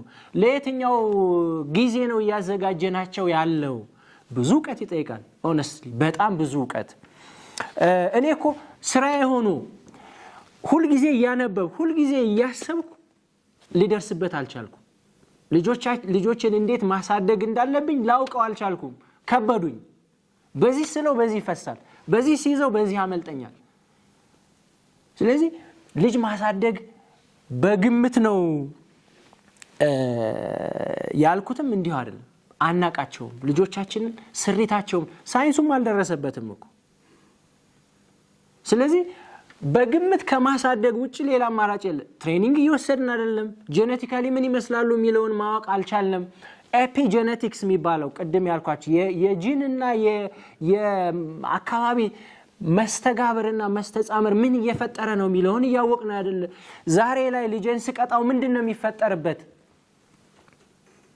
ካውንተር ፋክቹዋል በሰዎች ላይ መስራት ስላልቻልን ብዙ በአይደንቲካል ትዊንስ ላይ የተሰሩ ምርምሮች በጣም በሚገርም ሁኔታ የከባቢን ተጽዕኖና አስተዋጽኦ አስቀምጠውልናል። ስለዚህ እንወቅ፣ እንመርምር፣ በእውቀት ላይ በተመሰረተ የልጅ አስተዳደግ ይኑረን። ወላጆች ናቸው ወይስ ልጆች ናቸው መለወጥ ያለባቸው? የሰው ልጅ በማያቋርጥ ለውጥና ትምህርት ውስጥ ነው ያለው። ስለዚህ ዛሬ እኔ ወላጅ ከሆንኩ ልጆችን እንዴት ማሳደግ እንዳለብኝ መማር ከቻልኩ እኔ ነኝ መለወጥ ያለብኝ። ከዛ በኋላ የማሳደጊያ መንገዱን ማስተካከል ነው። ፌበን ሄደች ይመስለኛል። ችግሩ ወላጅ ላይ ነው ያለችው ነገር አለ። ወላጅ ላይ ነው መስራት ያለብን። ያው ለዛ ነው ወላጆች እውቀት መር ይሁን ያልነው። ግን የዚህ ሀገር ትዳር አብዛኛው ትክክል አይደለም ብላ የደመደመችበት መንገድ ግን አስፈሪ ነው። የምትቀርቧት ልጆች ካላችሁ በጣም ከባድ። እንደዚህ አይነት አቲቲዩድን መያዝ የለብንም። አያቶቻችን፣ እናቶቻችን፣ አባቶቻችን ወደኋላ አሁን የቅርብ ጊዜ እኮ ነው አይደል ተጠናንቶ መጋባትና ተዋዶ የተባለው። ህይወት እዚህ የደረሰው ግን በተጫጭተው ተጋብተው ተዋደው ለዛ የምንሰጠው ቦታና እኔ ኃላፊነቴ ምንድን ነው ብለን የምንለው ነው እንጂ ፍቅር ማለት ምን ማለት እኔ ብትኖር ጠይቃት ነበር። እኔው ነገራችን ላይ ሶሳይቲያችን ለሴት ልጅ አቢዩስ ነው። ቅድም ብዙ ማውራት አልፈለኩም እንጂ አንድ ቀን እናወራበታለን። እንደዚያ ብትለኝ አይገርምም። በቃ ከዚያ ጥያቄዋን ውሰድና መርምር እንደ ሳይኮሎጂስት ያለች እኮ ለዛ ነው። ግን ደግሞ ጀነራላይዝ አድርጋለች፣ ደምድማለች፣ ኦልሬዲ ደምድማለች። ይሄ ከገደለችው ነገሩን ነፍስ መዝራት ሳይኮሎጂ በነገራችን ላይ ፍቃደኛ ሆናችሁ ስትመጡ ነው የሚሰራው እንጂ እንደ ጠንቋይ ወይ እንደ እንትን እንዲህ አድርግ አይደለም። አሁን ጠንቋይ እኔው እሱ ልለፈውና የተለያዩ ሀገራት የተለያዩ ዘዴ ይጠቀማሉ። ለምሳሌ ጃፓን ከ1 እስከ 4 ግሬድ አያደርጉም። የ12ኛ ክፍል የኛ ልጆች በ3 ዓመታቸው የኔ ልጅ በ3 ዓመቷ ነው ትምህርት ቤት የሄደችው እና ስሙን ባልጠቅስላችሁ በጣም የታወቀ ትምህርት ቤት ነው። ያንን ጠይቄ ይሄ ጥሩ ነው ለልጅ ማሳደጊያ ብለው የመጀመሪያው ቀን አሳይመንት አላኩላትም። አሳይመንት የቤት ስራ ይዛ መጣች በ3 ዓመቷ። እውነቴን ነው የምላችሁ።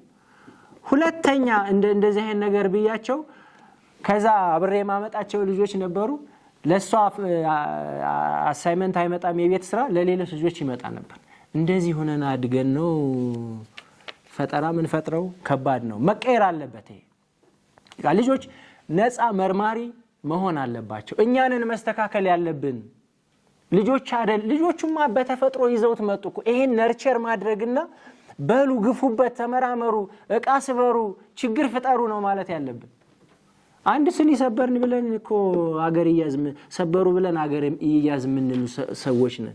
ትምህርት ቤት ወስደን ትምህርት ቤት ምን እንደሆነ ልንገራችሁ፣ መግደያ ቦታ ነው የኛ ሀገር። በቃ ልጆችን ወስደን እንዲሞቱ የምንወስንበት። እኔ ቦልድሊ እንደዚህ መናገር ፈልጋለሁ። ከተፈጥሮ ፍላጎት ውጭ ነው እየሰራን ያለ ነው። ነፃ ሐሳባቸውን አሁን የኔ ልጅ ብዙ መከራ ነው የምታየው። ቤት ዶክተር ይሁኔ ያውቃታል፣ ሊናገር ይችላል። ብዙ ነገር አስለምጃታለሁ። እኔ እሱ ጋር መጥቶ በፊት ለፊት እኔን ትከሰኛለች። ደስ ይለኛል። ኮንፊደንስ አላት። ለምን እሱ ሲወጣ ጠብቄ ለምን እንዲህ አልሽ እንደማላት ትምህርት ቤት ትጠይቃቸዋለች። እንዲያውም አንድ አስተማሪዋ ጠመደችኝና አመቱን ሙሉ ስታስቸግረኝ ትጠይቃለች። ትምህርት ቤት ውስጥ በጣም ትጠይቃለች እና ይሄ ላንቺ አይመጥንም ይሏታል። እኔ አንዳንድ ነገር እኔ ኮሌጅ ዩኒቨርሲቲ የተማርኩትን ነገር ጠይቀኛለች። ግን እስኪ ደክማትና እስኪ ሰለቻት ለማስረዳት እሞክራለሁ።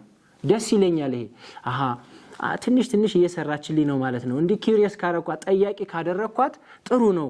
ትምህርት ቤቱ አያጠፋብኝም። አሁን ለአራተኛ ጊዜ ልቀይር ነው ትምህርት ቤት። አሁን ያለሁበትም ደግሞ በጣም ልጄን ወደ ምፈልገው መንገድ ስላልወሰደ ማለት ነው። ስለዚህ እስኪ ራሳችን ትምህርት ቤቱንም ሌላውንም ትተን እንደ ወላጅ ራሳችን እንመርምረው፣ ራሳችንን እንወቀውና ከዛ ልጅ ለማሳደግ እንሂድ። አሸናፊ የፊክስድ ማይንድ ግሮዝ ማይንድ ሴት ፊክስድ ማይንድ ሴት ያልከው ነገር አሁን ያልኩት ነው። 1 ሲደመር 1 እኩል ይሆናል 2 ያልኩት ነው። 3 ሊሆን ይችላል፣ 4 ሊሆን ይችላል። እነ ዮናስ ይሄንን በፍልስፍና ትምህርት ቤት በደንብ አድሬስ የሚያደርጉት ይመስለኛል። ግን እኔ የተማርኩት 1 ሲደመር 1 2 ነው። ይሄንን ከአስተማሪው ትበልጣለህ እንዴ እንዳለው ነው። ከ200 ከ300 ዓመት በፊት ነው ጉድ የተሰራ ነው ያለው። እሱም ደስ ብሎኛል። አሁን ላይ ግን መመርመር አለብን። ማንም የፈበረከው የሚጫወትብኝ ከሆነ ሰው ነኝ ወይ ብዬ መጠየቅ አለብኝ። ሌላ ቦታ አልሄድም። እኔ ራሴን ነው የምጠይቀው።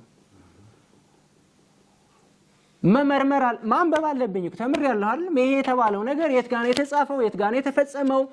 ለምንድን ነው የሚነገረው? የማን ኢንተረስት ነው? ለኔ የሚመጣው ሼር ምንድን ነው? መመርመር አለብኝ። ስለዚህ ልናቆመው ኢንተርጀነሬሽናል ኤፒጄኔቲክ ኢንሄሪተንስ ቤት ውስጥ ብሶትና ችግር እኔ ሚሰማኝ ካገኙ ባወራ ደስ ይለኛል። አስተማሪ ነኝ፣ ባወራ ደስ ይለኛል። የፋይናንሻል አቅም አለን ወይ አሁን ይሄን ሁሉ አድርጉ ምትለን? እኔ ሳወራ የገጠር የከተማ የሀብታም የደሃ የተለያየ ሃይማኖት ብያለሁ። ልጆች እስከተወለዱ ድረስ እስከተመገቡ ድረስ የሆነ የሚኖሩበት ከባቢ ጎረቤት እስካለ ድረስ ያንኑ በአቅማችን በእውቀት ማድረግ እንችላለን። ገንፎ ከሆነ የምንሰጣቸው ያለን አቅም ያ ገንፎ ከምንድን ነው የሚሰራው? ከጤፍ ብቻ ልስራው ወይስ ጤፍና ሩዝ ላድርገው ወይስ ጤፍ ሩዝና ጎመን ላድርግበት ወይስ ጤፍ ሩዝና ኦቾሎኒ ሊጨምርበት? ይሄ እውቀት ነው። ስለዚህ የሌለንን ነገር እናምጣ ሳይሆን እኔ እንደው በሌላ አተርጉሙብኝ እንጂ አቅም ከሌለን መውለድ የለብንም ከሚሉት ወገን ነኝ። በቃ የማናሳድገውን ልጅ ለምን እንወልደዋለን? ለምን እንወልደዋለን? አቅም ይሄን ደግሞ መመርመር አለብኝ። ግን አሁን ኢትዮጵያን ስናይ የሚሊዮኖች አይደለም የቢሊዮኖች ሀገር መሆን ትችላለች። ሪሶርሱን አቅሙን ስናይ ስለዚህ አእምሯችንን ማበልጸግና ችግራችንን መፍታት ከቻል ሰዎች የሚፈልጉትን ያህል ልጅ መውለድ የሚችሉበትን ከባቢ መፍጠር እንችላለን። አሁን ባለው ሁኔታ ግን እኔ ኮንሽስሊ መወሰን መቻል አለብኝ ስንት ልጅ መውለድ እንዳለብኝ። ካልሆነ ሌላ ችግር ነው የሚፈጠረው። ይሄ የማን ኃላፊነት ነው? መንግስትም በዚህ ጉዳይ ላይ እጁን አስገብቶ ይሄን ያህል ውለዱ ይሄን ያህል አምጡ ለማለት ያስቸግራል። ህግ ማውጣትና ቻይና ዋን ቻይልድ ፖሊሲ አላት ይባል ነበር አይደል በፊት። አሁን እኮ ያንተዋል። በቃ 1.4 ቢሊዮን ህዝብ አለ፣ ግን ከዛ የዛ ነጥፍ ኢኮኖሚ ፈጥረዋል። ስለዚህ አሁን እየተበረታታ ነው፣ ልጅ እንዲወለድ ያበረታቱ ነው። ህዝብ ጥቅም እንዳለው አውቀዋል። 7ም 8ም እንውለድ አቅም ካለን ግን ያን በአግባቡ ማሳደግ መቻል አለብን። ምግብ ሲጠይቀን በጅብ ያስፈራራን ነው ይላል ዶክተር። ይሄ ልጆች ጥያቄ ይጠይቃሉ፣ የሚያስፈልጋቸውን ነገር መጫወቻ ሳይሆን መጫወቻ ይጠይቃሉ። ያን የመግዛት አቅም አለኝ? ቢያንስ ማስተማር እችላለሁ? ልጆችን የማሳደግ ዝግጁነት አለኝ? የሚሉትን ጥያቄዎች ብንጠይቅ መልካም ይመስለኛል። ትንሽ መንፈሳዊ ምንድነው ልጅ ሲወለድ የራሱን በረከት ይዞ ይመጣል። ይመጣው በረከት አለ። ይህን መንፈሳዊ እንትን የሚሰጡ ሰዎች አሉ። ስላጋጥም እና ኮስ ዲፐር ለማለት ነው። ልክ ነህ። ለዛ ነው እኔም ሁለት እጅ አንድ ብሬን አንድ አፍ ነው ያለው። ስለዚህ አሰልጥኖ ካሰልጠነው በረከት ነው፣ ካልሰለጠነ እዳ ነው። እኔ አሁን ተቃውሞ የለኝም ያልኩ ለዛ ነው። ልጅ በረከት ይዞ ይመጣል ብሎ የሚለው ሰው በይሆናል።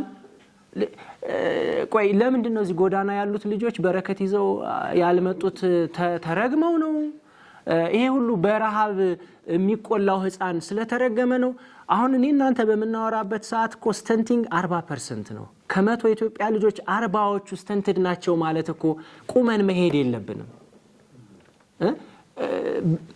እንዴት ነው ይሄን የተሸከምነው? እነዚህ ልጆች እኮ ብዙ ነገር እያጡ ነው። አእምሯቸውን አጥተዋል። ፕሮዳክቲቭ አይሆኑም። ችግር ፈቻ አይሆኑም። ሄድ ካውንት ብቻ ነው የሚኖራቸው። ለምን ስተንትድ ናቸው? ይሄን መመገብ ስላልቻልን ነው። ኤግዛክትሊ ቀንጭረዋል። መቀንጨር ደግሞ በቁመት ብቻ አይደለም፣ በአእምሮም አጠቃላይ ሲስተማቸውን ነው። ቅድም እኮ የአንቲባዮቲክ የወሰደው አይጥ የወለዳቸው ልጆች ችግር ደረሰባቸው ያልነው ያንን ነው። ስለዚህ አሁን ከሃይማኖት ጋር መጣላት የለብንም። ከሌሎች ነገሮች ጋርም ከባህላችንም ጋር አይደለም የምንጣላው። ባለን ነገር ላይ ሆነን በእውቀት ላይ ተመስርተን ውሳኔ እንወስን። ያን ስናደርግ መፍትሄው ይመጣል የሚል ነው። ምን ማድረግ አለብን ያልከው አሁንም ብሩክ እዚሁ የሚያልቅ አይደለም። በእውቀት ላይ ትሬኒንግ መውሰድ አንችልም። ፍቃደኝነቱ ካለ ማንኛውም ወላጅ ለምሳሌ አንተ ካላገባህ ስለምታገባት ሴት ማሰብ ይኖርብሃል። የምታገባህ ሴትም ምን አይነት ወንድ ነው ማገባው? ሴሌክሽን እኮ አለ።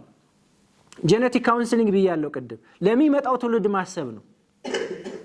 ግን ከምንም ከሃይማኖታችንም ከምናችንም ጋር ሳንጣላ ሃይማኖታችንን ባህላችንንም ማንም የምንፈልገውን ነገር አስቀጥለን ነገር ግን በጊዜ ደግሞ ቴስት ኦፍ ታይም የምንለውን መቋቋም አቅቷቸው የቀሩ ነገሮችን ትተን ለ21ኛው ክፍለ ዘመን ብቁ የሆኑ ልጆችን ማሳደግ ግን ይጠበቅብናል።